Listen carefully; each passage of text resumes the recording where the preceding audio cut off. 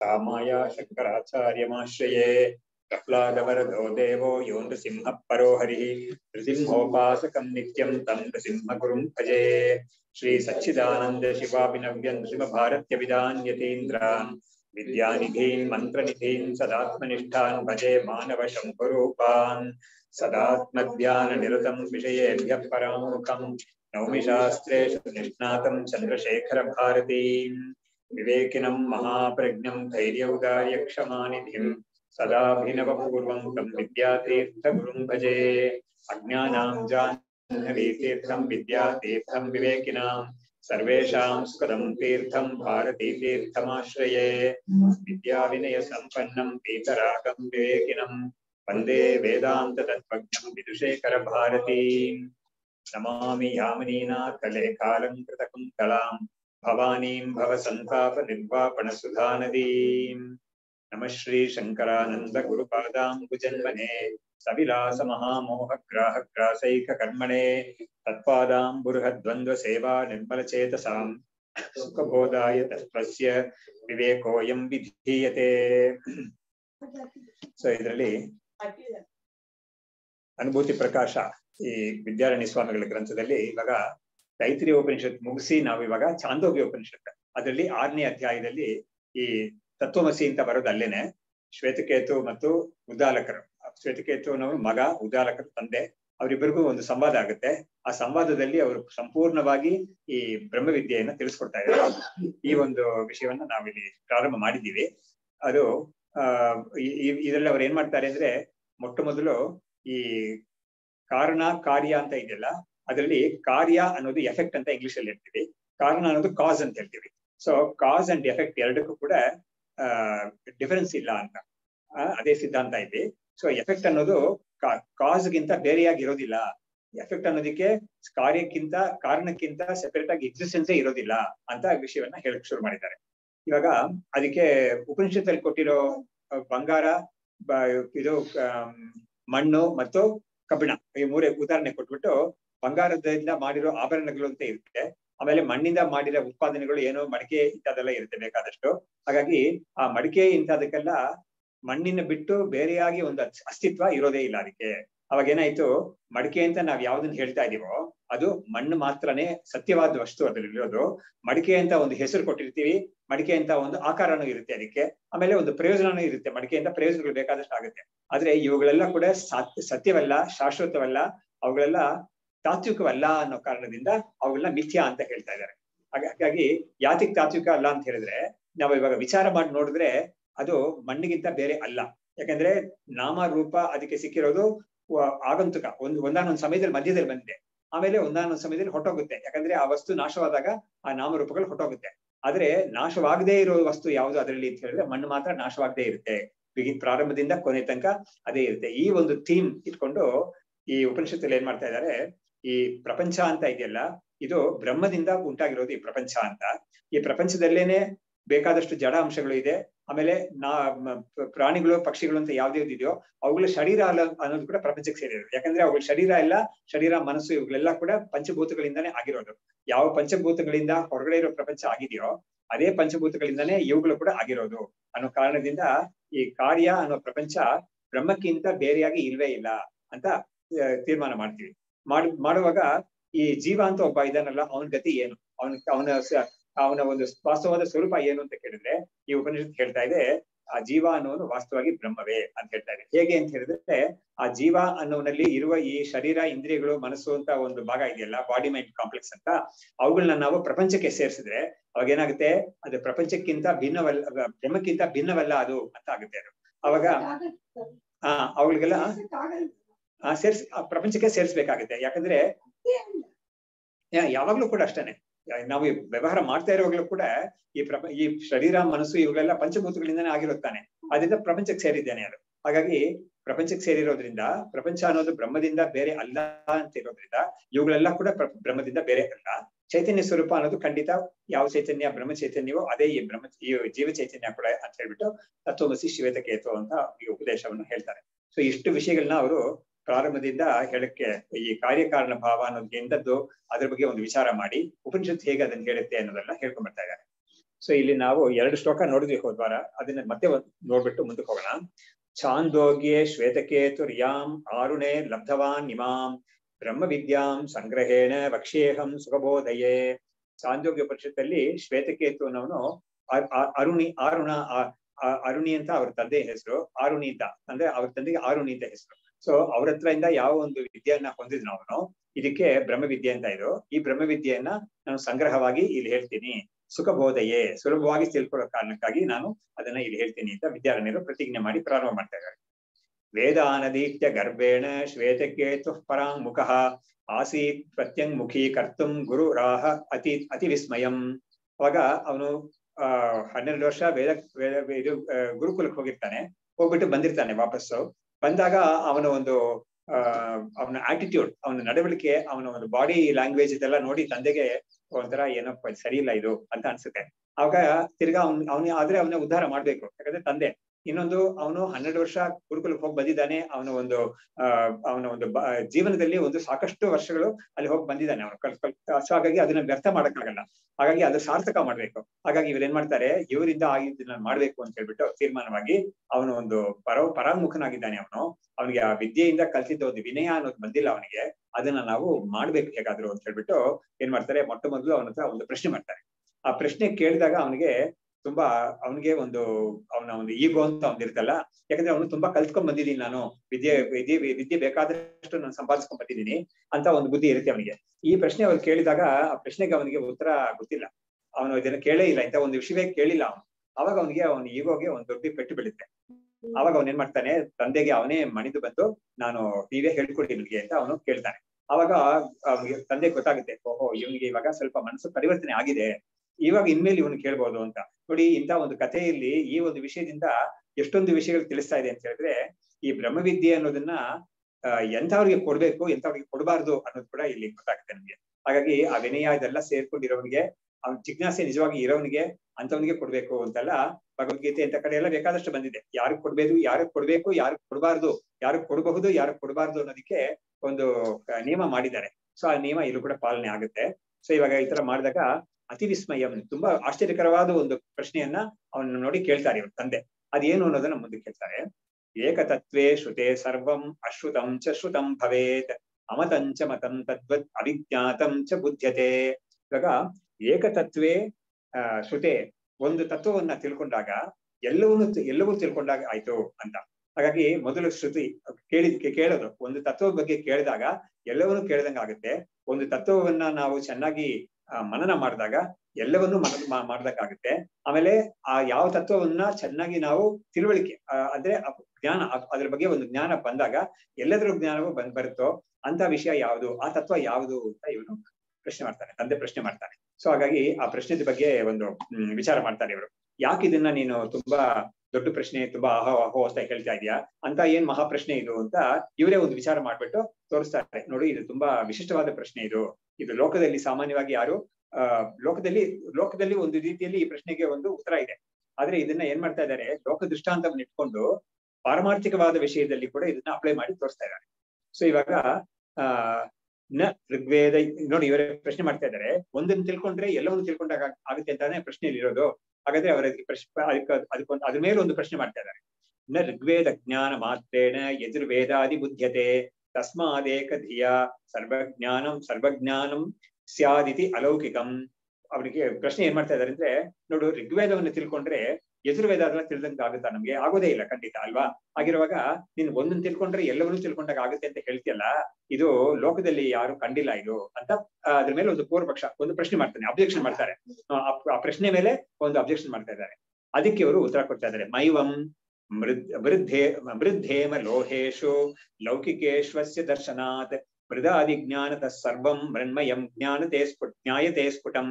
ಇವಾಗ ತಕ್ಷಣ ಇವ್ರು ಏನ್ ಮಾಡ್ತಾ ಇದ್ದಾರೆ, ಶ್ರುತಿಯಲ್ಲೇ ಹೇಳಿರೋ ಉದಾಹರಣೆಗಳ ಇಟ್ಕೊಂಡು ಇದಕ್ಕೆ ಉತ್ತರ ಕೊಡ್ತಾ ಇದ್ದಾರೆ. ಇಲ್ಲ ನೀನ್ ತಿಳ್ಕೊಳ್ಳೋ ತರ ಅಲ್ಲ ಅದು. ಋಗ್ವೇದವನ್ನ ತಿಳ್ಕೊಂಡ್ರೆ ಯಜುರ್ವೇದಾದಿಗಳೆಲ್ಲ ಗೊತ್ತಾಗುತ್ತೆ ಅಂತ ನೀನು ಆ ಪ್ರಶ್ನೆ ಮಾಡ್ತಾ ಇದೆಯಲ್ಲ, ಆತರ ಅಲ್ಲ ಇದು ಎಂಥದ್ದು ಅಂತ ಹೇಳಿದ್ರೆ, ಮೃತ್ ಹೇಮ ಲೋಹ.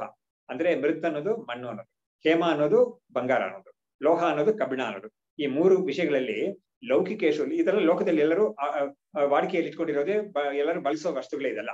ಇವುಗಳಲ್ಲಿ ಅಸ್ಯ ದರ್ಶನ, ಯಾವುದು ನಾನೊಂದು ರೂಲ್ ಹೇಳಿದ್ನಲ್ಲ, ಒಂದನ್ನು ತಿಳ್ಕೊಂಡ್ರೆ ಎಲ್ಲವನ್ನು ತಿಳ್ಕೊಂಡಾಗುತ್ತೆ ಅಂತ ಒಂದು ರೂಲ್ ಹೇಳಿದ್ನಲ್ಲ, ಆ ರೂಲ್ ನಮ್ಗೆ ಈ ಮಣ್ಣು, ಬಂಗಾರ ಮತ್ತು ಕಬ್ಬಿಣ ಇಂಥ ಉದಾಹರಣೆಗಳಲ್ಲಿ ಇದು ಅಪ್ಲೈ ಆಗುತ್ತೆ ಇದು ಅಂತ ಹೇಳ್ತಾ ಇದ್ದಾರೆ.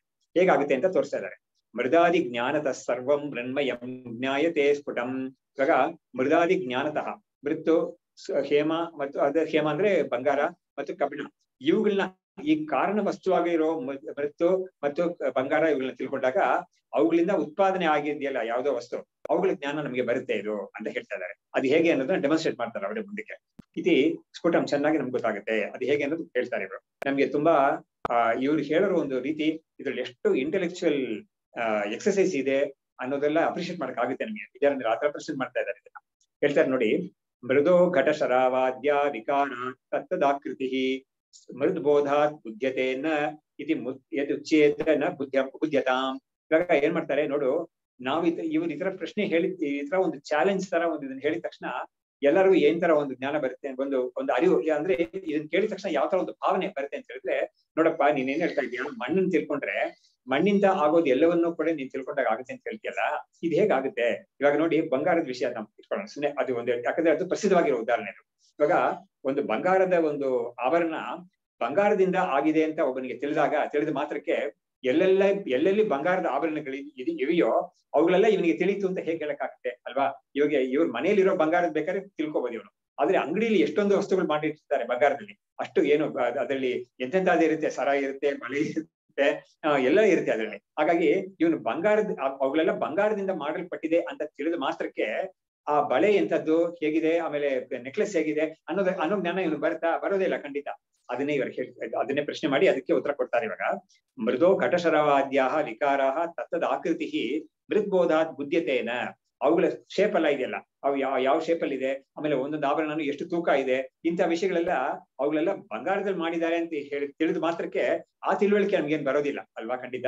ಹಾಗಾಗಿ ಯಾವ ಪ್ಯಾಟರ್ನ್ ಅಲ್ಲಿ ಮಾಡಿದ್ದಾರೆ ಅಂತ ಇಂಥ ಒಂದು ತಿಳುವಳಿಕೆ ನಮ್ಗೆ ಬರೋದೇ ಇಲ್ವಲ್ಲ ಅಂತ ಕೇಳಿದ್ರೆ ಅವ್ರು ಹೇಳ್ತಾ ಇದಾರೆ, ಯದುಚ್ಯತೆ ನ ಬುದ್ಧ್ಯತಾಂ. ಸರಿ, ಅವುಗಳ ವಿಷಯ, ಅವುಗಳ ಒಂದು ಆಕಾರ ಹೇಗಿರುತ್ತೆ, ಅವುಗಳು ಯಾವ ತೂಕ ಇರುತ್ತೆ, ಎಂತ ಒಂದು ಪ್ಯಾಟರ್ನ್ ಅಲ್ಲಿ ಇರುತ್ತೆ ಅಂತ ನಮ್ಗೆ ತಿಳಿದೇ ಹೋಗ್ಲಿ ಬಿಡು, ನಮ್ಗೆ ಅದು ಬೇಕಿಲ್ಲ ನಮ್ಗೆ ಅಂತ ಹೇಳ್ತಾರೆ. ಇವಾಗ ಆ ಜ್ಞಾನ ನಮ್ಗೆ ಬೇಕಿಲ್ಲ, ನಾವು ಹೇಳ್ತಾ ಇರೋದು ಬೇರೆ ನೋಡು ಅಂತ ಹೇಳ್ಬಿಟ್ಟು ಇದನ್ನ ಹೇಳ್ತಾ ಇದ್ದಾರೆ. ಸೊ ಹಾಗಾದ್ರೆ ಏನಾಯ್ತು ಪ್ರಶ್ನೆ, ಈ ಒಂದು ವಿಷಯವನ್ನ ಹೇಳಿದ ತಕ್ಷಣ ಒಬ್ಬನಿಗೆ ಮನಸ್ಸಲ್ಲಿ ಎಂತ ಪ್ರಶ್ನೆ ಬರುತ್ತೆ ಅಂತ ಹೇಳಿದ್ರೆ, ಕಾರಣವನ್ನು ತಿಳ್ಕೊಂಡ್ರೆ ಕಾರ್ಯದ ಸಂಪೂರ್ಣವಾಗಿ ನಮ್ಗೆಲ್ಲ ಗೊತ್ತಾಗುತ್ತೆ ಅಂತ ನೀವು ಹೇಳ್ತಾ ಇದ್ದೀರಲ್ಲ, ಅದಾಗಲ್ಲ ಅಂತ ಹೇಳಿದ. ಇವರು ಹೇಳ್ತಾ ಇದ್ದಾರೆ, ಹೌದು ನಾನು ಅದನ್ನ ಕ್ಲೈಮ್ ಮಾಡ್ಲಿಲ್ಲ, ನಾನು ಅದಾಗಲ್ಲ ಅಂತ ನನಗೂ ಗೊತ್ತು. ಇವಾಗ ನಾನು ಹೇಳಿದ್ನಲ್ಲ, ಬಂಗಾರದಿಂದ ಮಾಡಿದೆ ಅಂತ ಗೊತ್ತಾಗಿದ ತಕ್ಷಣ ನಮ್ಗೆ ಅವುಗಳ ಶೇಪ್ ಹೇಗಿದೆ, ಎಲ್ಲಾ ಆಭರಣಗಳದ್ದು ಶೇಪ್ ಹೇಗಿದೆ, ಅವುಗಳ ಒಂದು ವೆಯ್ಟ್ ಎಂತದ್ದು, ಅವುಗಳು ಯಾವ ಒಂದು ಡಿಸೈನ್ ಅಲ್ಲಿ ಇದೆ, ಇಂಥದ್ದೆಲ್ಲ ನಮ್ಗೆ ಹೇಳಕ್ ಬರೋದೇ ಇಲ್ಲ ಖಂಡಿತ. ಆಕ್ಚುಲಿ ನಾವು ಅದ ಕ್ಲೈಮ್ ಮಾಡ್ತಾ ಇಲ್ಲ ಅಂತ ಹೇಳ್ಬಿಟ್ಟು ಅದನ್ನ ಬಿಡಿಸಿ ಹೇಳ್ತಾರೆ ಇವಾಗ ಮುಂದಕ್ಕೆ. ಆಕೃತ್ಯಾಧಾರ ಭಾಗೋಯೋ ಘಟಸ್ಯಾಸೌ ಬುದ್ಧ್ಯತೆ ಆಧಾರೋ ಮೃತ್ತಿಕಾ ಆಧೇಯ ಆಕಾರ ಚ ಉಭಯಂ ಘಟಃ. ನೋಡಿ, ಇವಾಗ ಒಂದು ಘಟ ಅಂತ ಒಂದು ತಗೊಂಡಾಗ ಅದಕ್ಕೆ ಆಕೃತಿ ಅಂತ ಒಂದಿರುತ್ತೆ, ಅದಕ್ಕೊಂದು ಶೇಪ್ ಅಂತ ಒಂದಿರುತ್ತೆ, ಆಮೇಲೆ ಅದಕ್ಕೊಂದು ಆಧಾರ ಅಂತ ಇರುತ್ತೆ. ಇವಾಗ ಘಟ ಎರಡು ಸೇರ್ಕೊಂಡೇನೆ ಘಟ ಅಂತ ಆಗೋದು. ಘಟಕ್ಕೆ ಒಂದು ಆಕಾರ ಇರುತ್ತೆ, ಒಂದು ಆಧಾರ ಇರುತ್ತೆ. ಆಧಾರ ಆದ್ರೇನೆ ಇವರು ಆ ಮೂಲ ಕಾರಣ ಅಂತ ಹೇಳ್ತಾ ಇದ್ದಾರೆ, ಮಣ್ಣು ಅನ್ನೋದೇ ಆಧಾರ ಅದಕ್ಕೆ. ಆಮೇಲೆ ಘಟಕ್ಕೆ ಒಂದು ಆಕಾರ ಇರುತ್ತೆ. ಇವಾಗ ಎರಡು ಸೇರ್ಕೊಂಡೆ ಘಟ ಅಂತ ಆಗೋದು ಅನ್ನೋದನ್ನ ಈಗ ಫಸ್ಟ್ ಸ್ಪಷ್ಟ ನಮಗೆ ಕ್ಲಾರಿಫಿಕೇಶನ್ ಮಾಡ್ತಾರೆ. ಇದು ಮುಂದೆ ಅವ್ರು ಡಿಸ್ಕಷನ್ ಮಾಡ್ಕೊಂಡು ಹೋಗ್ತಾರೆ ಇವಾಗ ಇದ್ರ ಮುಂದೆ ಇರೋ ವಿಷಯಗಳನ್ನ. ಆಧಾರ ಭಾಗ ಮಾತ್ರೇಪಿ ಜ್ಞಾತೆ ಜ್ಞಾತೋ ಘಟೋ ಭವೇತ್ ಗೋಪುಚ್ಛ ಮಾತ್ರ ಸಂಸ್ಪರ್ಶಾತ್ ಗೋಸ್ಪರ್ಶ ವ್ರತ ಪೂರ್ತಿವತ್. ತುಂಬಾ ಚಮತ್ಕಾರವಾಗಿ ಒಂದು ಉದಾಹರಣೆ ಕೊಡ್ತಾ ಇದ್ದಾರೆ ನೋಡಿ. ಹೇಳ್ತಾ ಇದ್ದಾರೆ, ಆಧಾರ ಭಾಗ ಮಾತ್ರೇಪಿ ಜ್ಞಾತೆ ಘಟೋ ಜ್ಞಾತೋ ಭವೇತ್. ಇವಾಗ ಒಂದು ಮಣ್ಣಿಂದ ಒಂದು ಎಷ್ಟೋ ಉತ್ಪಾದನೆಗಳಿದೆ, ಇವುಗಳಲ್ಲಿ ಎಲ್ಲದರಲ್ಲೂ ಮಣ್ಣೆ ಅದಕ್ಕೆ ಮೂಲ ಕಾರಣ ಅಂತ ಮಾತ್ರ ತಿಳ್ಕೊಂಡಿದ್ ಮಾತ್ರಕ್ಕೆ ನಿನಗೆ ಆ ಘಟ ಎಂತದ್ದು, ಒಂದು ಘಟದ ಒಂದು ಜ್ಞಾನ ನಿಮಗೆ ಬಂದಾಗಿದೆ ನಿಮಗೆ. ಅದಕ್ಕೆ ಉದಾಹರಣೆ ಏನ್ ಕೊಡ್ತಾ ಇದ್ದಾರೆ ಅಂದ್ರೆ, ಒಂದು ಹಸುವಿನ ಮುಟ್ಟೋದು ಅಂತ ಒಂದು ವ್ರತ ಇರುತ್ತೆ. ಒಂದು ವ್ರತ ಒಂದಿದೆ, ಆ ವ್ರತ ಪೂರ್ತಿ ಆಗುವಾಗ ಹಸುವಿನ ಮುಟ್ಟಿದ್ರೆ ಆ ವ್ರತ ಪೂರ್ತಿ ಆಗುತ್ತೆ ಅಂತ ಇರ್ತದೆ.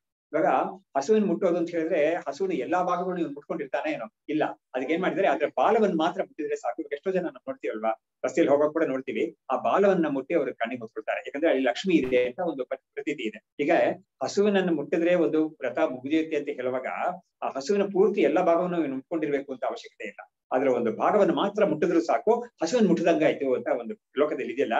ಅದೇ ತರನೇ ಇಲ್ಲೂ ಕೂಡ ಈ ಘಟ ಅಂತ ಒಂದರಲ್ಲಿ ಘಟಕ್ಕೆ ಇರೋ ಒಂದು ರೂಪ, ಒಂದು ಆಕಾರ ಒಂದಿದೆ, ಆಮೇಲೆ ಅದಕ್ಕೆ ಒಂದು ಆಧಾರ ಮಣ್ಣಂತ ಒಂದಿದೆ. ಆ ಮಣ್ಣು ಅಂತ ಆಧಾರವನ್ನು ತಿಳ್ಕೊಂಡೆ ಮಾತ್ರಕ್ಕೆ ನಿನಗೆ ಆ ಘಟವನ್ನು ತಿಳ್ಕೊಂಡಾಗ ಆಯ್ತು ಅಂತ ಅದನ್ನೇ ನಾವು ಹೇಳಕ್ ಬರ್ತಾ ಇರೋದು ಅಂತ ಹೇಳ್ಬಿಟ್ಟು ಈ ದೃಷ್ಟಾಂತ ಕೊಟ್ರು. ಹಸುವಿನ ಮುಟ್ಟೋದ್ರಿಂದ, ಹಸುವಿನ ಬಾಲವನ್ನು ಮುಟ್ಟೋದ್ರಿಂದ ಹಸುವನ್ನು ಮುಟ್ಟಿದಂತ ಹೇಗೆ ಒಂದು ವ್ರತ ಪೂರ್ತಿ ಆಗುತ್ತೋ ಆ ತರ ಹೇಳಿ ಆ ಘಟದ ಒಂದು ಭಾಗವಾಗಿರೋ ಈ ಆಧಾರ ಭಾಗ ಇದೆಯಲ್ಲ, ಅದರ ಅಂಶ ಅಂತ ಒಂದಿದೆಯಲ್ಲ, ಆಸ್ಪೆಕ್ಟ್ ಅಂತ ಹೇಳ್ತೀವಲ್ಲ, that is the material cos aspect of the pot. ಅದನ್ನ ತಿಳ್ಕೊಂಡ್ರೇನೆ ನಿನಗೆ ಪಾಟ್ನ ಬಗ್ಗೆ ಜ್ಞಾನ ನಿನಗೆ ಬಂದಾಯ್ತು ಅಂತ ನಾವು ಹೇಳ್ಬೋದು ಅಂತ ಹೇಳ್ಬೋದು. ಯಾಕಂದ್ರೆ ಇವ್ರು ಇಲ್ಲೆಲ್ಲ ಹೇಳುವಾಗ ಆ ಜ್ಞಾನ ಅಂದ್ರೆ ಏನು ಅಂತ ಹೇಳಿದ್ರೆ ಆಕಾರದ ಜ್ಞಾನವೇ ಇಲ್ಲ ನಮ್ಗೆ. ಅದು ಇಟ್ ಇಸ್ ನೆಗ್ಲಿಜಿಬಲ್. ವೇದಾಂತ ದೃಷ್ಟಿಯಿಂದ ಆಕಾರ ನೆಗ್ಲಿಜಿಬಲ್. ಆದ್ರೆ ನೋಡಿ, ನಾವು ಲೋಕದಲ್ಲಿ ಯಾವ್ದಕ್ಕೆ ಇಂಪಾರ್ಟೆನ್ಸ್ ಜಾಸ್ತಿ ಕೊಡ್ತೀವಿ ಅಂತ ಹೇಳಿದ್ರೆ ಆಕಾರಕ್ಕೆ ನಾವು ಜಾಸ್ತಿ ಇಂಪಾರ್ಟೆನ್ಸ್ ಕೊಡ್ತೀವಿ. ವೇದಾಂತ ಏನ್ ಮಾಡ್ತೇವೆ, ಉಲ್ಟಾ. ಆಕಾರವನ್ನ ಅದು ಕಡೆಗಣಿಸ್ಬಿಡುತ್ತೆ. ಅದಕ್ಕೆ ಒಂದು ಬೆಲೆ ಕೊಡಲ್ಲ ಅದಕ್ಕೆ, ಆಕಾರಕ್ಕೆ. ಆತರ ಮಾಡಿದೆ ಉಪನಿಷತ್ತು. ಆದ್ರೆ ಮನುಷ್ಯರು ಸಾಮಾನ್ಯವಾಗಿ ಏನ್ ಮಾಡ್ತೀವಿ, ಒಂದು ಬಂಗಾರ ಅಂತ ನೋಡಿದ್ರೆ ಅದಕ್ಕೆ ಎಷ್ಟು ಸೆಲೆಕ್ಷನ್ ಮಾಡ್ತೀವಿ, ಎಷ್ಟೊಂದು ಇಂಥ ಡಿಸೈನೇ ಇರಬೇಕು, ನನಗೆ ಇಂಥ ಪ್ಯಾಟರ್ನೇ ಬೇಕು ಅಂತೆಲ್ಲ ಎಷ್ಟು ನೋಡ್ತೀವಿ ನಾವು. ಆದ್ರೆ ಉಪನಿಷತ್ ಏನ್ ಮಾಡುತ್ತೆ, ಅದೆಲ್ಲ ಸೆಕೆಂಡರಿ ಅಷ್ಟೇನೆ. ಅದು ಇಟ್ ಇಸ್ ನೆಗ್ಲಿಜಿಬಲ್. ಅದು ಲೆಕ್ಕಕ್ಕೆ ತಗೊಳಂಗೆ ಇಲ್ಲ ಅದನ್ನ ಅಂತ ಹೇಳ್ಬಿಟ್ಟು ಅದನ್ನ ಬದಿಗಿಟ್ಬಿಡುತ್ತೆ ಅದು. ಆದ್ರೆ ನಿನಗೆ ನಿಜವಾದ ಜ್ಞಾನ ಯಾವ್ದು ಅಂತ ಹೇಳಿದ್ರೆ ಆ ವಸ್ತುವಿನ ಒಂದು ಉಪಾದಾನ ಕಾರಣ ಜ್ಞಾನ, ಅದೇ ನಿಜವಾದ ಜ್ಞಾನ ಅನ್ನೋದು ಅಂತ ಪ್ರತಿಪಾದನೆ ಮಾಡ್ತಾ ಇದ್ದಾರೆ. ಇವಾಗ ಮುಂದಕ್ಕೆ ಹೇಳ್ತಾ ಇದ್ದಾರೆ, ಆಕೃತೇರ್ ಯದ್ವದ ಜ್ಞಾನೇ ಘಟಾಜ್ಞಾನಂ ತ್ವಯಾ ಉಚ್ಯತೆ ತದ್ವದಾಧಾರ ಬೋಧೇನ ಘಟೋ ಬುದ್ಧ ಕಥಂ ನಹಿ. ಇವಾಗ ಇವ್ರು ಹೇಳ್ತಾ ಇದ್ದಾರೆ, ಆಕೃತಿ ಅನ್ನೋದು ಹೇಗೆ, ಆಕೃತಿಯ ಒಂದು ಆಕೃತಿ ಅನ್ನೋದು ನಮ್ಗೆ ತಿಳಿದೇ ಹೋದ್ರೆ ನಮ್ಗೆ ಘಟದ ಒಂದು ಜ್ಞಾನ ಬರೋದೇ ಇಲ್ಲ ಅಂತ ನೀನ್ ಹೇಳ್ತೀಯಲ್ಲ. ನಾನೇನ್ ಹೇಳ್ತಾ ಇದ್ದೀನಿ ಅಂತ ಹೇಳಿದ್ರೆ ಆಧಾರ ಜ್ಞಾನ ಬಂದ್ರೇನೆ ನಮ್ಗೆ ಆ ಘಟದ ಒಂದು ಜ್ಞಾನ ಬಂತು ಅಂತ ನಾನ್ ಹೇಳ್ತಾ ಇದ್ದೀನಿ. ನೀನೇನ್ ಹೇಳ್ತಾ ಇದೀಯಾ, ಆಕಾರವನ್ನು ತಿಳ್ಕೊಳ್ದೆ ಹೋದ್ರೆ ಘಟವನ್ನು ತಿಳಿದಂಗೆ ಆಗೋದಿಲ್ಲ ಅಂತ ನೀನ್ ಹೇಳ್ತಾ ಇದೀಯಾ. ಆದ್ರೆ ನಾನೇನ್ ಹೇಳ್ತಾ ಇದ್ದೀನಿ, ಆ ಘಟದ ಒಂದು ಆಧಾರ ಯಾವ್ದಿದೆಯೋ ಅದನ್ನ ತಿಳ್ಕೊಂಡ್ರೆ ಘಟದ ಜ್ಞಾನ ಬಂತು ಅಂತ ನಾನ್ ಹೇಳ್ತಾ ಇದ್ದೀನಿ ಅಂತ ಇಬ್ಬರಿಗೂ ಇರೋ ಒಂದು ಮನಸ್ಸಲ್ಲಿ ಇರೋ ಒಂದು ಭಾವನೆ ವ್ಯತ್ಯಾಸ ಅದನ್ನ ತೋರಿಸ್ತಾ ಇದ್ದಾರೆ. ಆಮೇಲೆ ಅದನ್ನ ಹೈಲೈಟ್ ಮಾಡ್ಬಿಟ್ಟು ಹೇಗೆ ಅವನು ಅನ್ಕೊಂಡಿದ್ದಾನಲ್ಲ ಅದು ಇಟ್ ಇಸ್ ನಾಟ್ ಎಸೆನ್ಷಿಯಲ್ ಅಂತ ತೋರ್ಸಕ್ಕೆ ಅದನ್ನ ಮುಂದಕ್ಕೆ ಪ್ರತಿಪಾದನೆ ಮಾಡ್ತಾರೆ. ಅವನು ಆಕಾರ ತಿಳ್ಕೊಂಡ್ರೇನೆ ಅದ್ರ ವಿಷಯ ತಿಳ್ಕೊಂಡಂಗೆ ಆಗುತ್ತೆ ಅಂತ ನೀನ್ ಹೇಳ್ತಾ ಇದೆಯಲ್ಲ, ಅದು ಸರಿ ಇಲ್ಲ ಅಂತ ಹೇಳ್ಬಿಟ್ಟು ಅದನ್ನ ಮುಂದಕ್ಕೆ ಪ್ರತಿಪಾದನೆ ಮಾಡ್ತಾರೆ.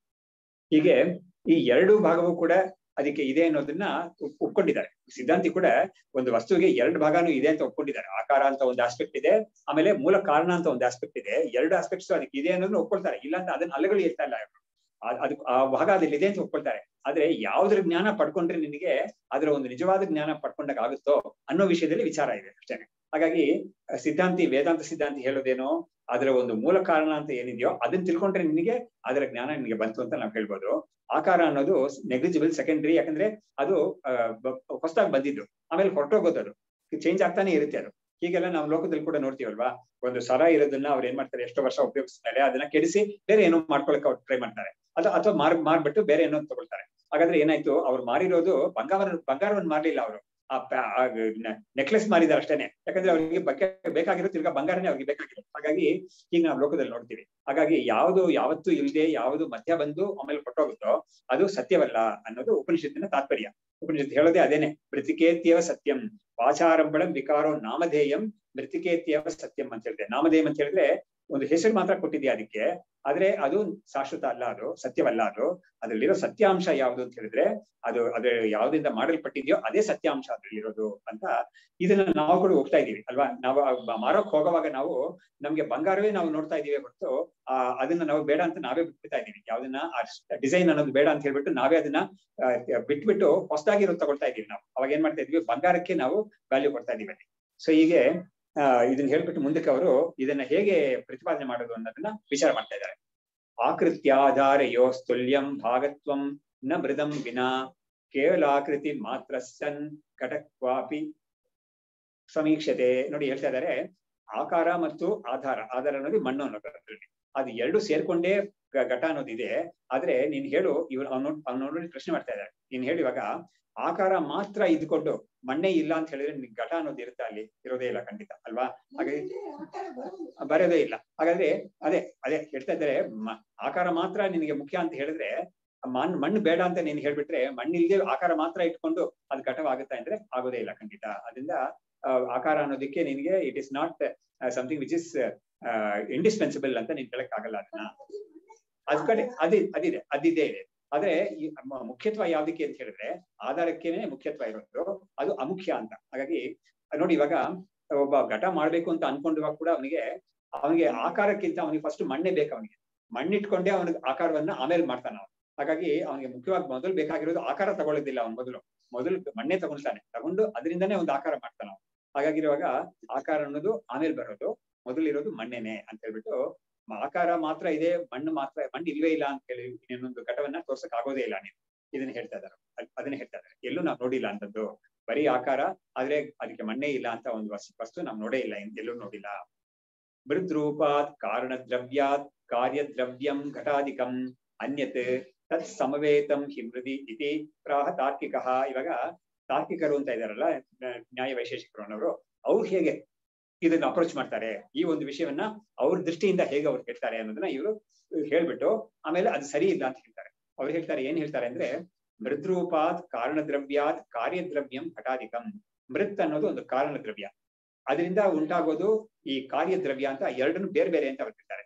ಹಾಗಾಗಿ ಕಾರಣ ದ್ರವ್ಯ ಅನ್ನೋ ಮೃತ್ ಬೇರೆ, ಅದರಿಂದ ಬಂದಿರೋ ಕಾರ್ಯ ಅನ್ನೋ ಘಟ ಬೇರೆ ಅಂತ ನಾವು ಎರಡು ಸುತರಾಂ ಬೇರೆನೆ ಅಂತ ಅವ್ರು ಹೇಳ್ತಾರೆ. ಎರಡು ಬೇರೆ ಬೇರೆನೆ. ತತ್ ಸಮವೇತಂ ಹಿ ಮೃದಿ ಇತಿ ಪ್ರಾಹ ತಾರ್ಕಿಕ. ಅಂದ್ರೆ ಈ ಘಟ ಅಂತ ಒಂದು ಕಾರ್ಯ ಇದೆಯಲ್ಲ, ಆ ಕಾರ್ಯ ಸೇರ್ಕೊಂಡು ಬಂದಿರೋ ಮಣ್ಣೇನೆ ಮಣ್ಣು ಅನ್ನೋದು. ಆದ್ರೆ ಮಣ್ಣು ಬೇರೆ, ಘಟ ಬೇರೆ, ಮಣ್ಣು ಬೇರೆ, ಮಡಿಕೆ ಬೇರೆ ಅಂತ ಅವ್ರು ಹೇಳ್ತಾರೆ ಅಂತ ಹೇಳ್ಬಿಟ್ಟು ಅವ್ರ ದೃಷ್ಟಿ ಎಂತದ್ದು ಅಂತ ಹೇಳಿದ್ರು.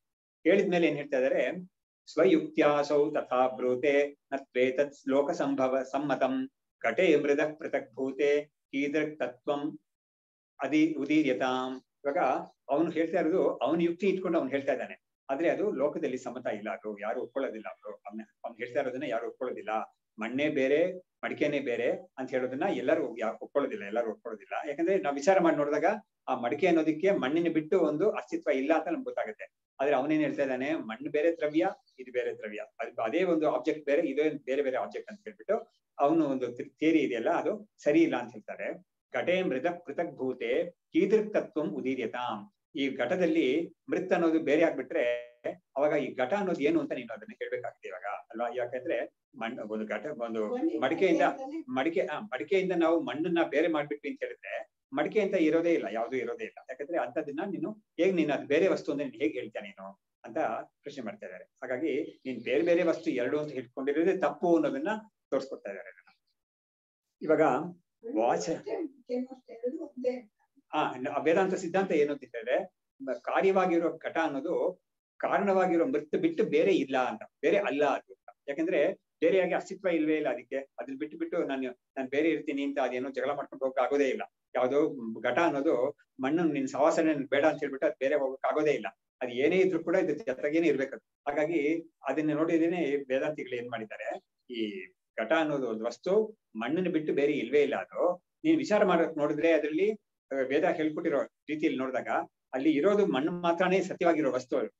ಈ ರೂಪ ಮತ್ತು ಅದಕ್ಕೆ ಆಕಾರ ಮತ್ತು ಅದಕ್ಕೆ ಬೇರೆ ಏನೋ ಹೆಸರೆಲ್ಲ ಕೊಟ್ಟಿದೆಯಲ್ಲ, ಅದೆಲ್ಲ ಹೊಸದಾಗಿ ಬಂದಿರೋದಷ್ಟೇನೆ. ಅದೆಲ್ಲ ಆಮೇಲೆ ನೀನು ಆರೋಪ ಮಾಡಿದ್ಯಾ ಅದ್ರ ಮೇಲೆ ಅಷ್ಟೇನೆ. ಅದು ಮುಂಚೆನೆ ಅದರಲ್ಲಿ ಇರೋ ವಸ್ತು ಅಲ್ಲ, ಅದು ಇರೋ ವಿಷಯಗಳಲ್ಲ ಅದು ಅಂತ ವೇದಾಂತಿಗಳು ಅಪಾದ ಮಾಡ್ತಾರೆ.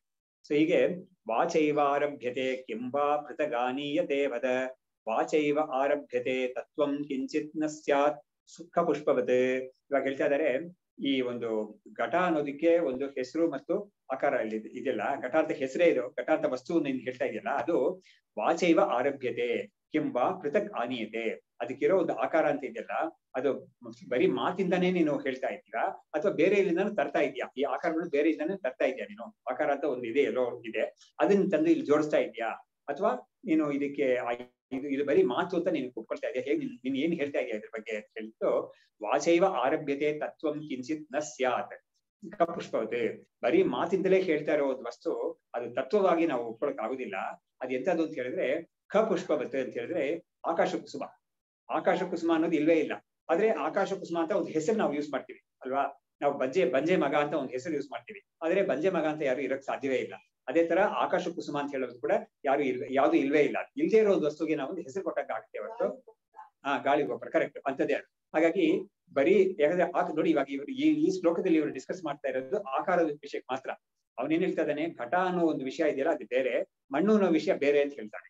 ಘಟ ಅನ್ನೋ ವಿಷಯ ಬೇರೆ ಅಂತ ಹೇಳಿದ್ರೆ ನೀನ್ ನನ್ನ ಮನಸ್ಸಲ್ಲಿ ಇಟ್ಕೊಂಡಿರೋದು ಆಕಾರಕ್ಕೆ ನೀನ್ ಹೇಳ್ತಾ ಇದೀಯ.